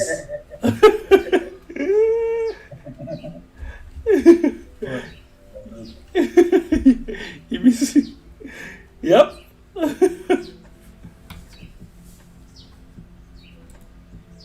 But you were not alone in missing stuff.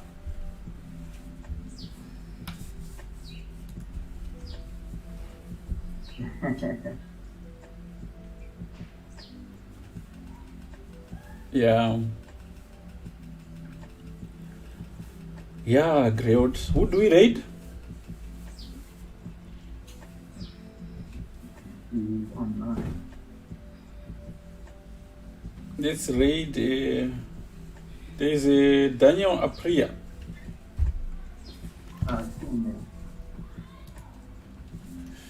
Okay. Anyone wants to play with a bullet tonight? There's a Chess Hub event. I'm going to throw my free plug. Oh, fantastic! Yes, please post. Anyone that's wanting to play tonight at 7 o'clock is a bullet event for fun. Come join and have fun with us. Fantastic. Okay, good. So, guys, I'm going to leave you with Daniel Apria. Have you posted a link, Greod, or there's no link? I don't know if I can quickly do it. All right. I don't have it on my computer now. Oh, you don't have it on your computer? Would it be on your Leeches? Yeah. Oh, okay. It's fine. I can fetch it on Leeches quickly. Yeah. Or I can send it to you quickly, Coach. I just don't have Twitch open on my laptop. No. It's fine. Don't worry. I'm just going to Chess Hub. SHS. I was opening it from Chess Hub myself. So. Yeah, you can chess at home. South African Chess Hub. So it's a 2+1 rapid. Yeah, 2 hours arena. Last round for the lucky draw, which we must still do for this week. Anything that's just for fun and. There you go. Awesome.